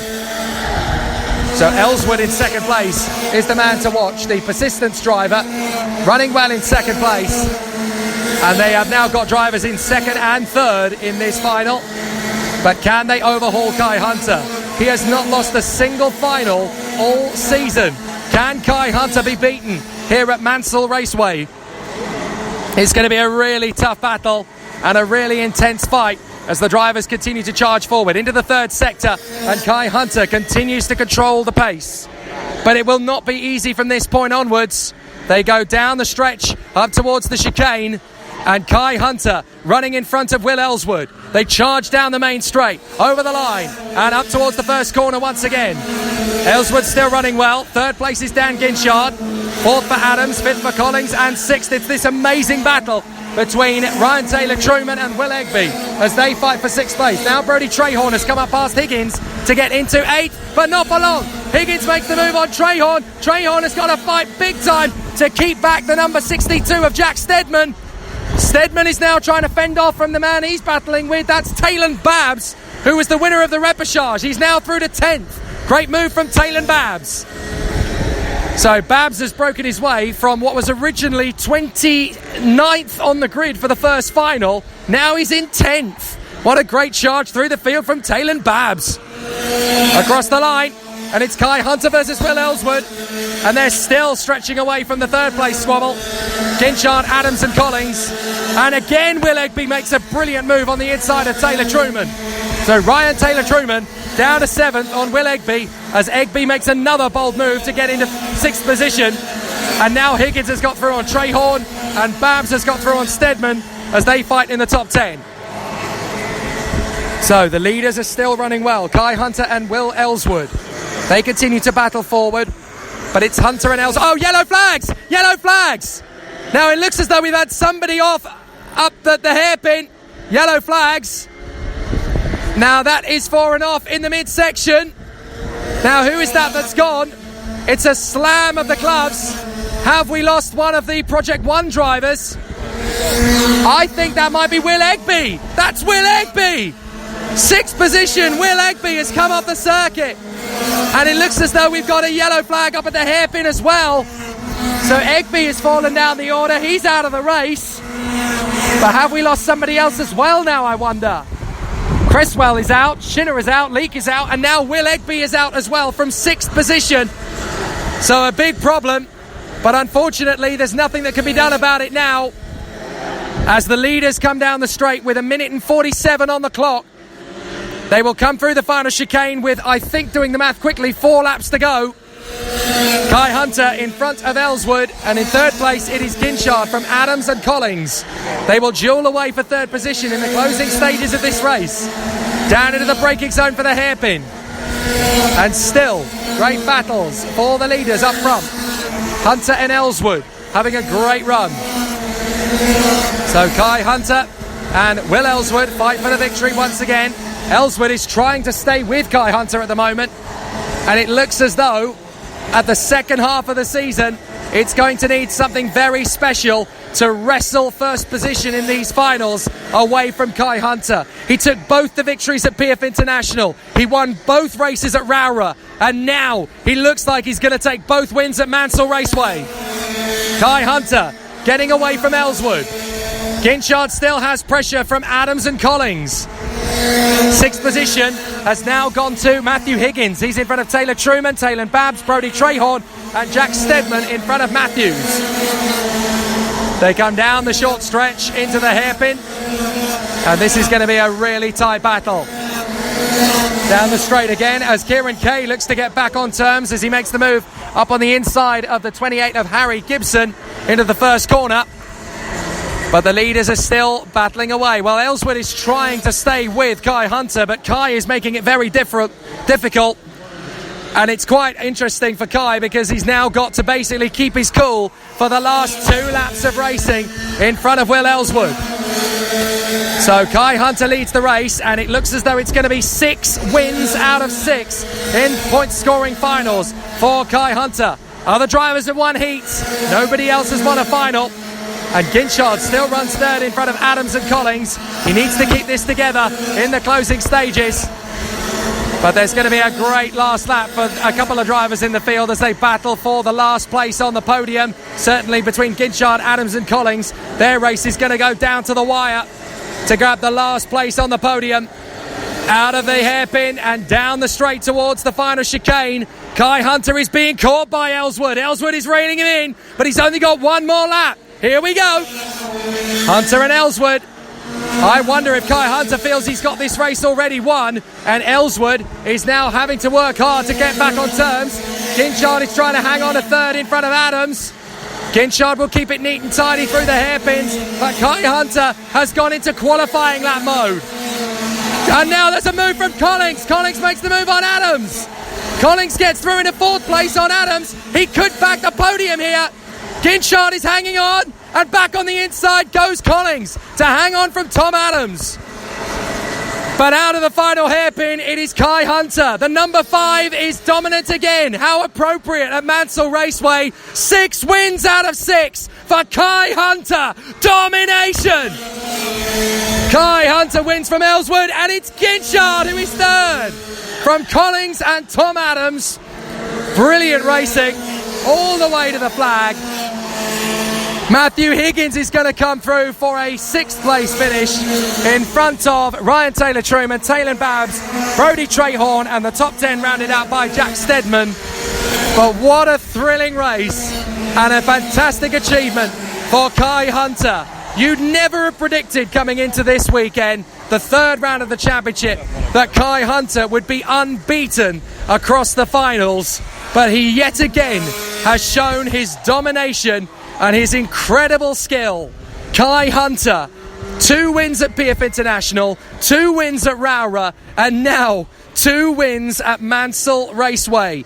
Kai Hunter truly is the king of junior Rotax in 2019. He comes into the pit lane with both Leo and Nigel Mansell giving him a major round of applause in the pit lane, and Kai Hunter is very appreciative of that from Nigel Mansell. Will Ellswood is 2nd from Dan Ginchard in 3rd. Harrison Collins 4th from Tom Adams. Matthew Higgins rounds out the top 6 from Ryan Taylor-Truman and Taylor Babs. Brodie Trahorn and Jack Steadman. Then Ed Matthews and Charlie Knight. Jensen Watson, Harry Newman-Oakley. James Crossley and Harry Holland from Ollie Tyler and Hugh Lawrenson. Massive progress made up from both Chris Simpson and Will Jenkins. Miles Barthorpe in 21st from Will Walker. Tiernan Rourke and Dan Armstrong. Oscar Houle and Kieran Kay. From Ben Casey, Harry Gibson, Owen Allison and Archie Brown. With the retirements, Will Egby, Mackenzie Cresswell, Spencer Shinner and Joe Leake. But the headline here is that it looks like in 2019 no one can beat Kai Hunter in junior Rotax in a final this season. Truly spectacular display from Kai Hunter in the 2019 junior Rotax campaign. No one would have predicted he could take all 6 finals. As a rather sorry sight, coming back into the pits comes Will Egby, the 77 with damage, as you can hear. A big problem for Will Egby as his race weekend ends in a rather sorry style and on a rather bum note. But the last race of the weekend is going to be a proper spectacle. It's Senior Rotax up next here at Mansell Raceway in the 3rd weekend of the Rotax season for the British Kart Championships. There is no terrible way to win. There is only winning. Let me drive. I will make a fool out of you. Every one of us has to find a reason to do this. You do it because you're driven. I was beginning to think I'd never be anything more than a piston-happy lead-foot punk. Then this starts to happen. Somebody put it in your mind you gotta be perfect every time out or you're a failure. Well, forget that. Just forget it. You ready to put away your toys and grow up? Are you ready to make more money in 1 year than your father made in his whole life? Are you ready to become a real race car driver? When I won it was probably the last time I ever felt pure victory. Because I'm quicker than all of you. And if you no longer go for a gap that exists, you're no longer a racing driver. I mean, hell, isn't that what we're in this for? To stare death in the face and to cheat it? Come on, there's nobility in that. It's like being knights. No pressure, nobody breathing down my back, just driving because I left it pure. A lot of people go through life doing things badly. Racing's important to men who do it well. When you're racing, it's life. Anything that happens before or after, it's just waiting. I just hope when you do, that I'm there to see it. Racing. That's the name of the game, isn't it? Win or lose, put up a show. Fine. Then let's race. Hi, I'm Tom Ingham and you're listening to Downforce Radio. Hi, I'm Jake Villeneuve. You're listening to Downforce Radio. Hi, I'm Bruno Senna. You're listening to Downforce Radio. Hi, I'm Chris Hoy, and you're listening to Downforce Radio. Hi, I'm Landon Norris, and you're listening to Downforce Radio. You're listening to Race Day Live on Downforce UK, brought to you by Clapham North MOT, Motorsport Days Live, Stopwatch Hospitality, and Trade Price Cars. We're on the dummy grid here at the start of the second final and the last race of the weekend in the Motorsport UK British Kart Championships senior Rotax class as the drivers are getting ready for action. On pole position after a brilliant win in the first final, Guy Cunnington. Guy, how are the emotions at the moment after what's been a really frenetic weekend? The race, the first one, started tricky, but you fought your way back beautifully. Yeah, it was a really tough race. Started pole from our 2 heat wins. Lost out to Reese Hunter. He pulled a good move me at the first corner. Went a bit wide and went back to about 4th or something. Took a while to get past Brad, who was defending nicely. Then just got past James Lowther and then Reese again with about 3 minutes to go. Just led it from there. So yeah, it was a really, really good race. I get the feeling that there's a sense of expectancy here. You really, really want to win here. Yeah. The team's done an amazing job setting up the car. It's just been all weekend. It's been amazing. So yeah, I'd like to make it 4 out of 4 now. Well, 2 drivers on the podium in the juniors. I think there could be a potential for another win. Yeah. Like I said, the team in every class has just set up the car. It's a superb all weekend. So we'll give it a go. Good job, Guy. Good luck. Thank you. So hopefully Guy Cunnington will deliver another rip-roaring result. Let's go to the other side of the grid because we've got some time to catch up with our other drivers. Reese Hunter on the front row of the grid. Well, Guy did a pretty special job across the junior Rotax finals. Pressure's on you now. I know he's won 6 out of 6 now, so he's heading towards first in the championship, and I've just got to try and get as high as him this year. Now, obviously, it's been a very tricky course of the weekend, but that race, I mean, so many people could have won the first final, and you included. Just what is it that you need to do in those last 5 minutes of the race to really buy yourself a chance of the victory? I think some of it comes down to luck, but it's just sheer pace at the end of the day. The pace that allow you to win, but I think you just got to race smart as well. Excellent. Well, hopefully there's another strong performance for you and double silverware at the end of it. Good luck. Cheers. So Reese Hunter's getting ready for action as he runs from the front of the grid. On the second row of the grid is another star driver from Senior Rotax, James Lowther. James, the start of the weekend, it was a really hectic one and really, really tricky to bring you up the order, but you've got yourself right up into the fight for victory now to 3rd position. That must be a massive sigh of relief. Yeah, start of the weekend struggled quite a bit with the kart. We've got it sorted now. One of the fastest on tracks, it's got to go from there. So obviously we've now got the hang of this circuit. I mean, this is a real technical challenge for drivers. It's kind of a halfway to a world-class circuit mixed with a street track. I mean, this is a real difficult challenge for the drivers. Yeah, it's a hard track. It's only my 2nd time here as well, so still learning every session, but it's getting faster and faster. Only 2 in front of you. Can we make sure there's none by the end? Easy. Good luck, James. There's going to be a really exciting battle in front of us as the drivers get themselves ready for the drama and the action here in the British Kart Championships. I think we've spoken to pretty much all of the dignitaries. There's only one missing, and we're going to try and grab a word with him now, the CEO of Motorsport UK, Hugh Chambers. It's been great to have you as a visitor all the way through the course of the weekends, but here at Mansell Raceway we can really see just how much of a difference the Motorsport UK is really starting to make now to the British karting scene. Thank you. Well, we are so excited to be here, and what a great job Nigel and all the team have done here. Nigel Edwards and Nigel Mansell, the 2 Nigels. We've had a fantastic time down here. The sun has come out, the racing has been so close, and I think this really vindicates everything that's been set up this year for the British Kart Championship. Close racing, fair racing, Big fields, big grids, absolutely brilliant. Now, obviously, over the course of the season, more and more subtle changes and developments have been made over the course of the year. But as I was speaking to David Richards about it and just integrating, this is only the beginning. We're only just getting this started, and we're only really scratching the surface of what can be done to really elevate the British Kart Championships to massive motorsport status.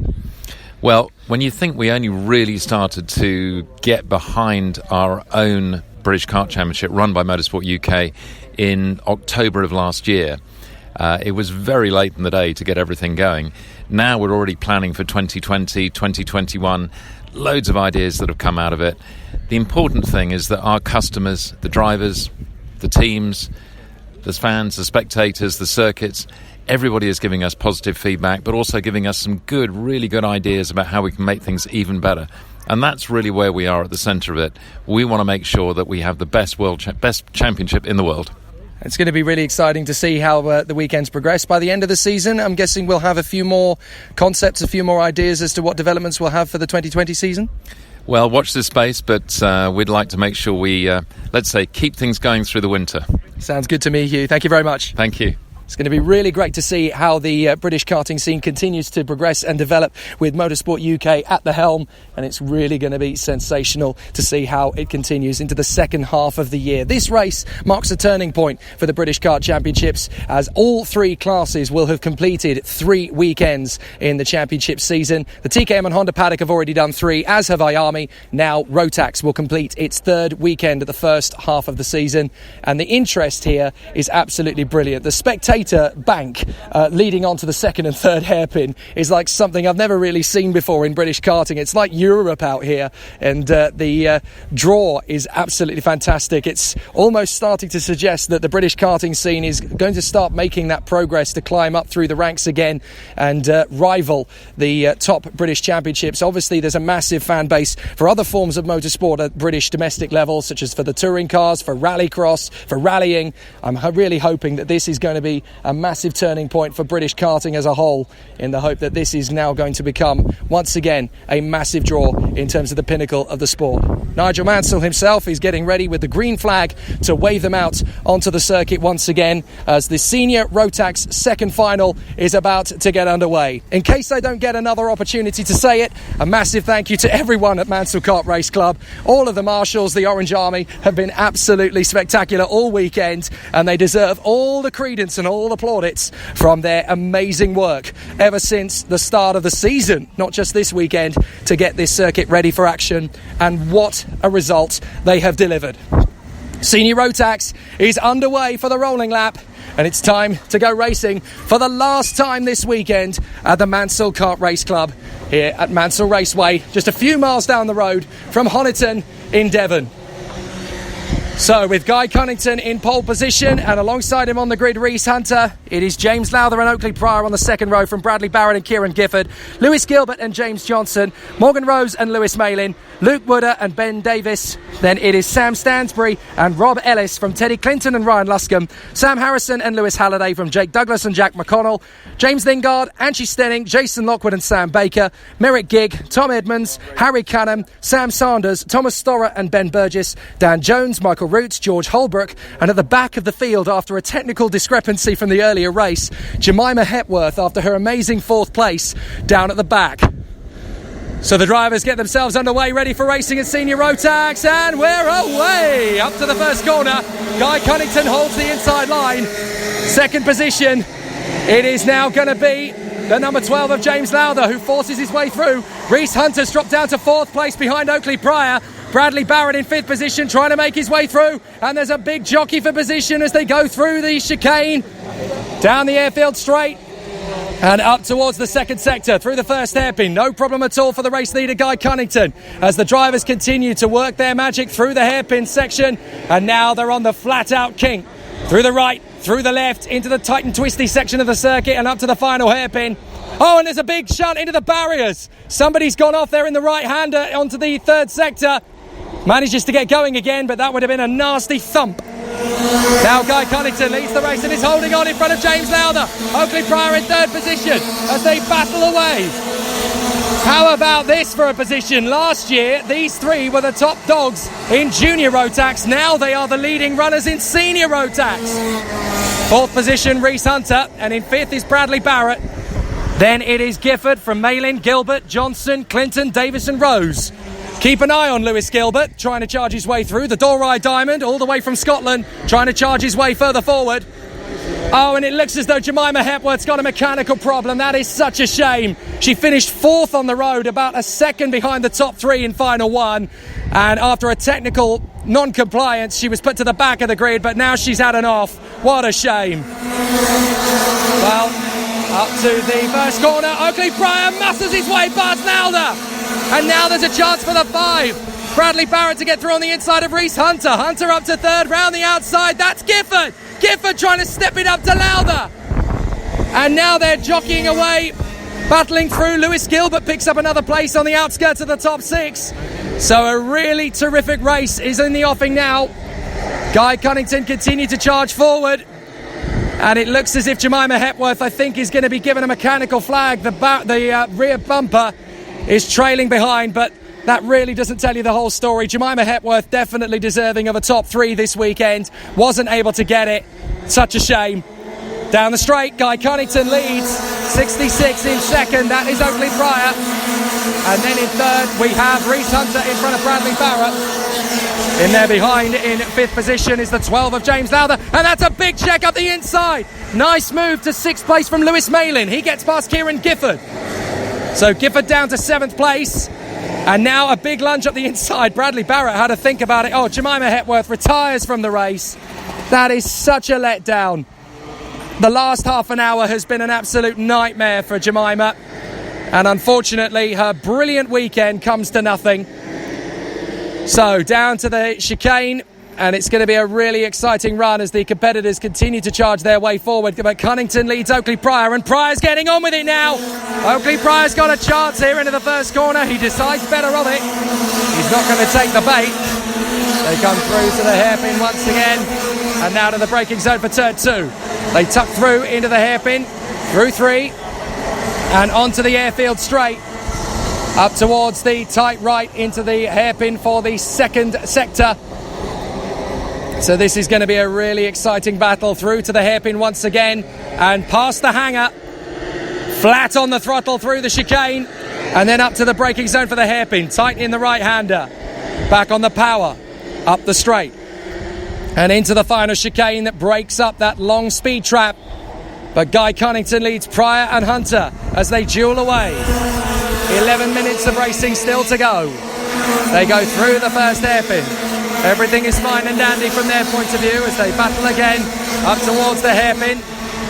So a really strong battle. Oh, and up the inside, that's a lovely move from Will Walker. The 45, I think that is. No, my apologies, that's the other class. It's Teddy Clinton who's made the dive.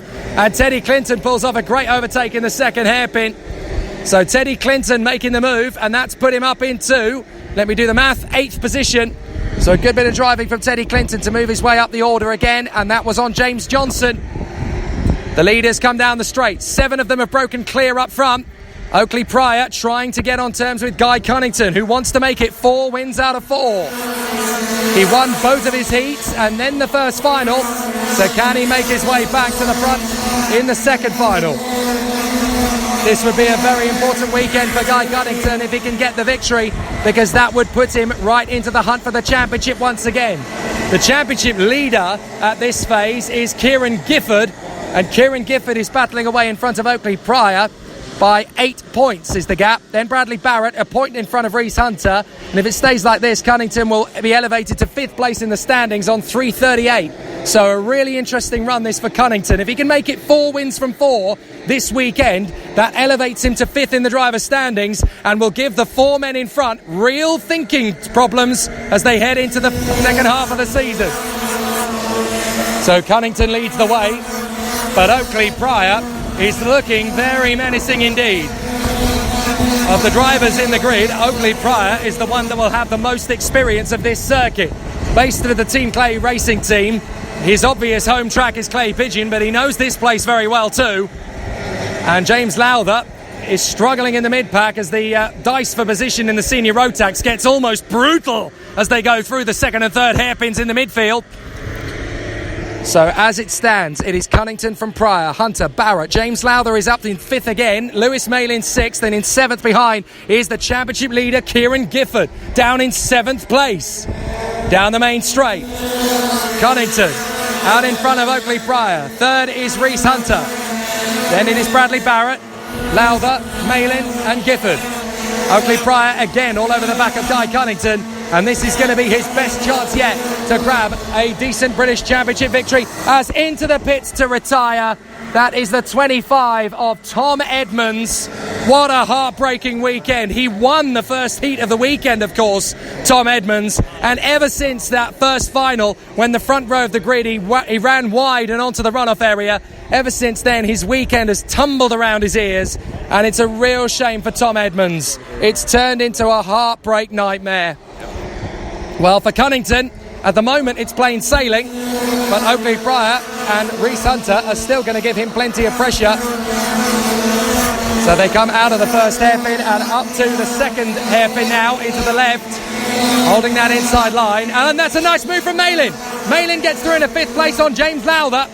So Lewis Malin now gets the 5th position. That was a lovely bit of overtaking there on the inside, sliced the gap perfectly, didn't even need any rubbing at all, just sliced through. Lovely bit of manoeuvring there from Malin, and that now puts him on the charge to get after Bradley Barrett in 4th position. They come out of the hairpin, charging down the straight up to the chicane once more. Right in the apex, you can blip the throttle, then back on the brakes, back on the power through the 3rd apex, and Guy Cunnington running beautifully. Oakley Pryor in 2nd, 3rd is Reese Hunter as they go through the first hairpin.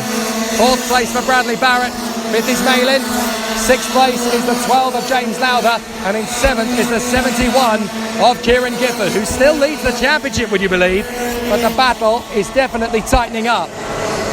If Oakley Pryor can get through and take the victory, he'll gain another 3 points, and that will bring him to within 5 points of the championship leader Kieran Gifford. It's crucial that Oakley Pryor gets into the lead of the race from his point of view. If Pryor can get past Cunnington, he will draw just 5 points back from the championship leader Kieran Gifford. So Pryor really wants this victory in 2nd place. Reese Hunter is still in contention in 4th position, but you do get the sense, 4th in the standings I should say, he's 3rd in the 3rd in the race of course, and 4th in the standings, but he could really do with finding a few more points in this particular final. So he's still giving it large and pushing hard to Cunnington and Pryor in front. But there's some really interesting battles to come as we go deep into the second half of the race now. Just a whisker over 6 minutes to go.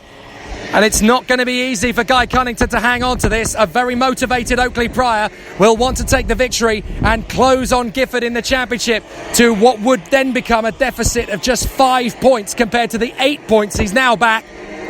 So across the line, and they go again into the next lap, into lap 13, and Guy Cunnington is out in front. 2nd place for Oakley Pryor. 3rd place for the 3, that's Reese Hunter, then Barrett, Malin, Lowther, Gifford, and in 8th position it is the 45 of Teddy Clinton from Johnson, Woodard, Davis Stansbury, Morgan Rose and Lewis Gilbert, and then it is Rob Ellis from Harrison, Halliday and Douglas as Cunnington is working his magic out in front of the field. But there's not a lot Oakley Pryor can do. Cunnington is measuring his pace very carefully here out front, and he's driving a really beautifully judged race indeed. As he comes into the chicane, right, left and right, Cunnington has actually got a couple of kart lengths more now on Oakley Pryor than he did previously. So let's see if Oakley Pryor is going to be able to get that deficit back again. The 52, Guy Cunnington, is hoping to give the Persistence Motorsport squad at least one win this weekend. They struggled in Rotax 177 with Louis Large, but they ended up the order.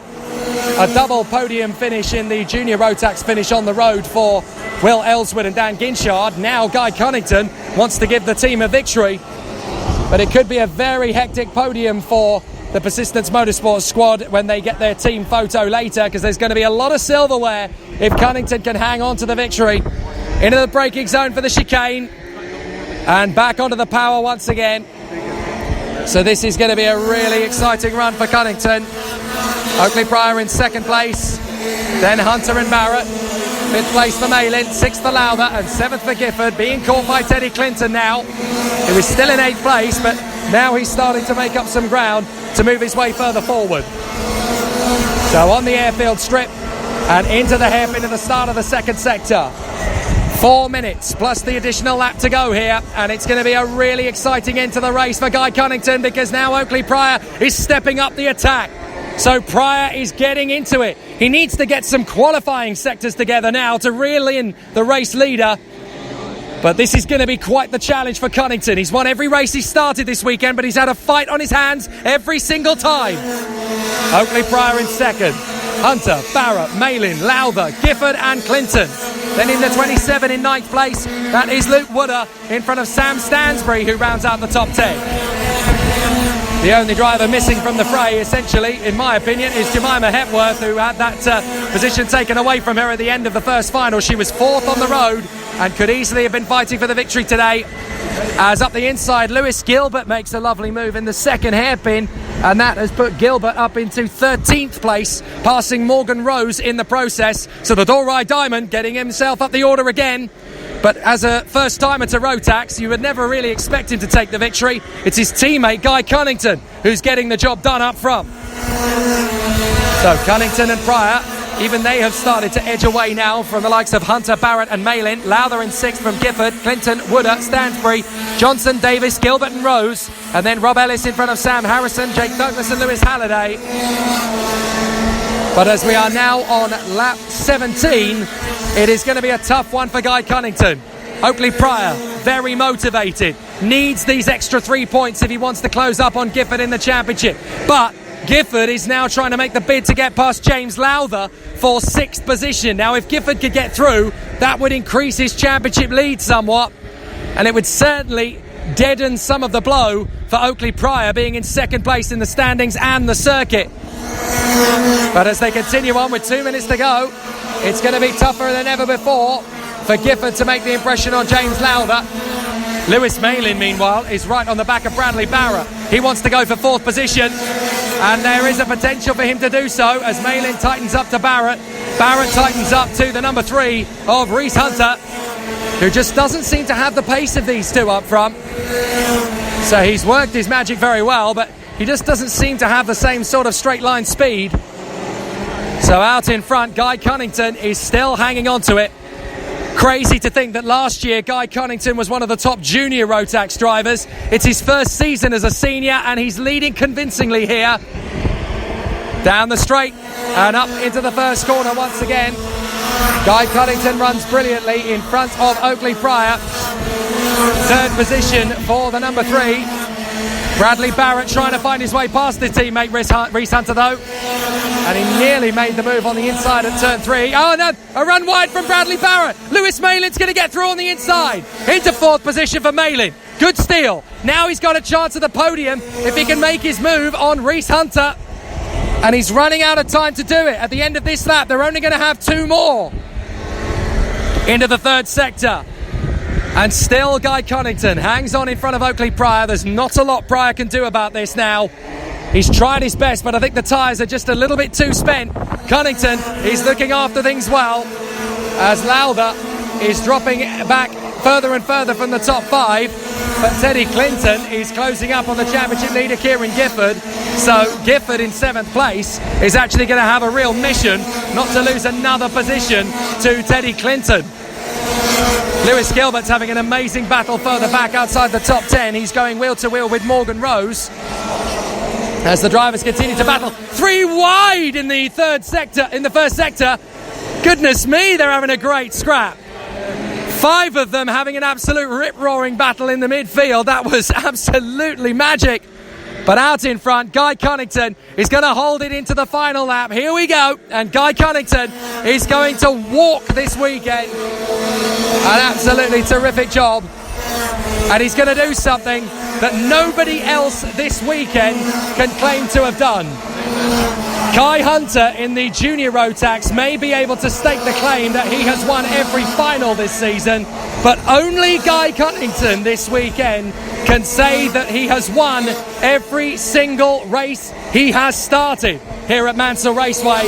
And if he keeps it together for the last sector of the lap, then Guy Cunnington can do so. He won both his heats over the course of yesterday. He won the first final, and now he's going to blitz it. Guy Cunnington takes the checkered flag, and it's a dominant weekend for Guy Cunnington. Oakley Pryor in second, and third for Reese Hunter, ahead of Lewis Malin and Bradley Barrett. But Guy Cunnington, his championship fight begins now, because now Cunnington is up to 5th in the Drivers' Championship, and he's reeling them in.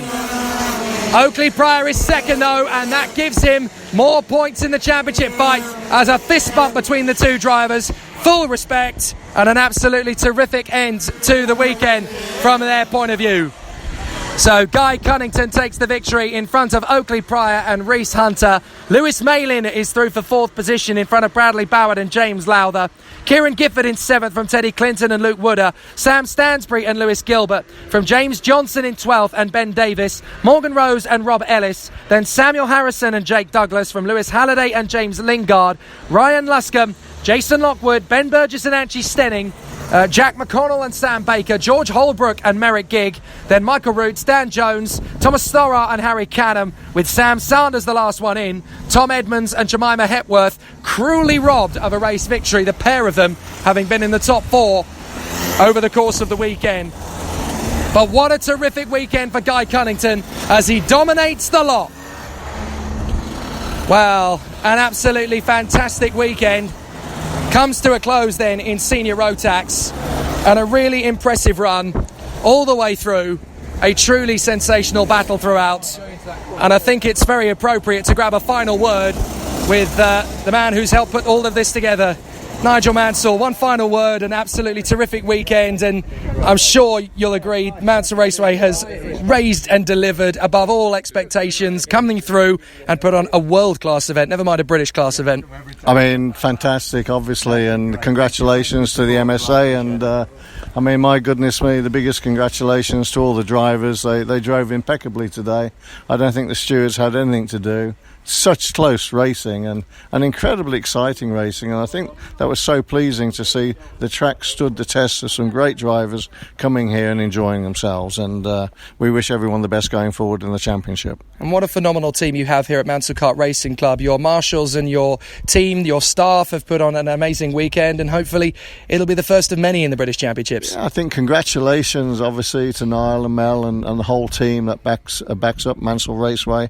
So the club members especially, because they've sacrificed their time, and also a race meeting for this here, and all the marshals and supporters and spectators. Yeah, everyone's had a blast in it, and it has been. The weather's even been superb for us, but above all the racing has been first class. You look like you had a lot of fun waving the green flag at the start of races as well. Yeah, it's been a lot of fun, and thank you. I mean, what an enthusiastic commentator and a professional you are, so thank you, congratulations to you. Thank you very much. We'll see you again. Okay.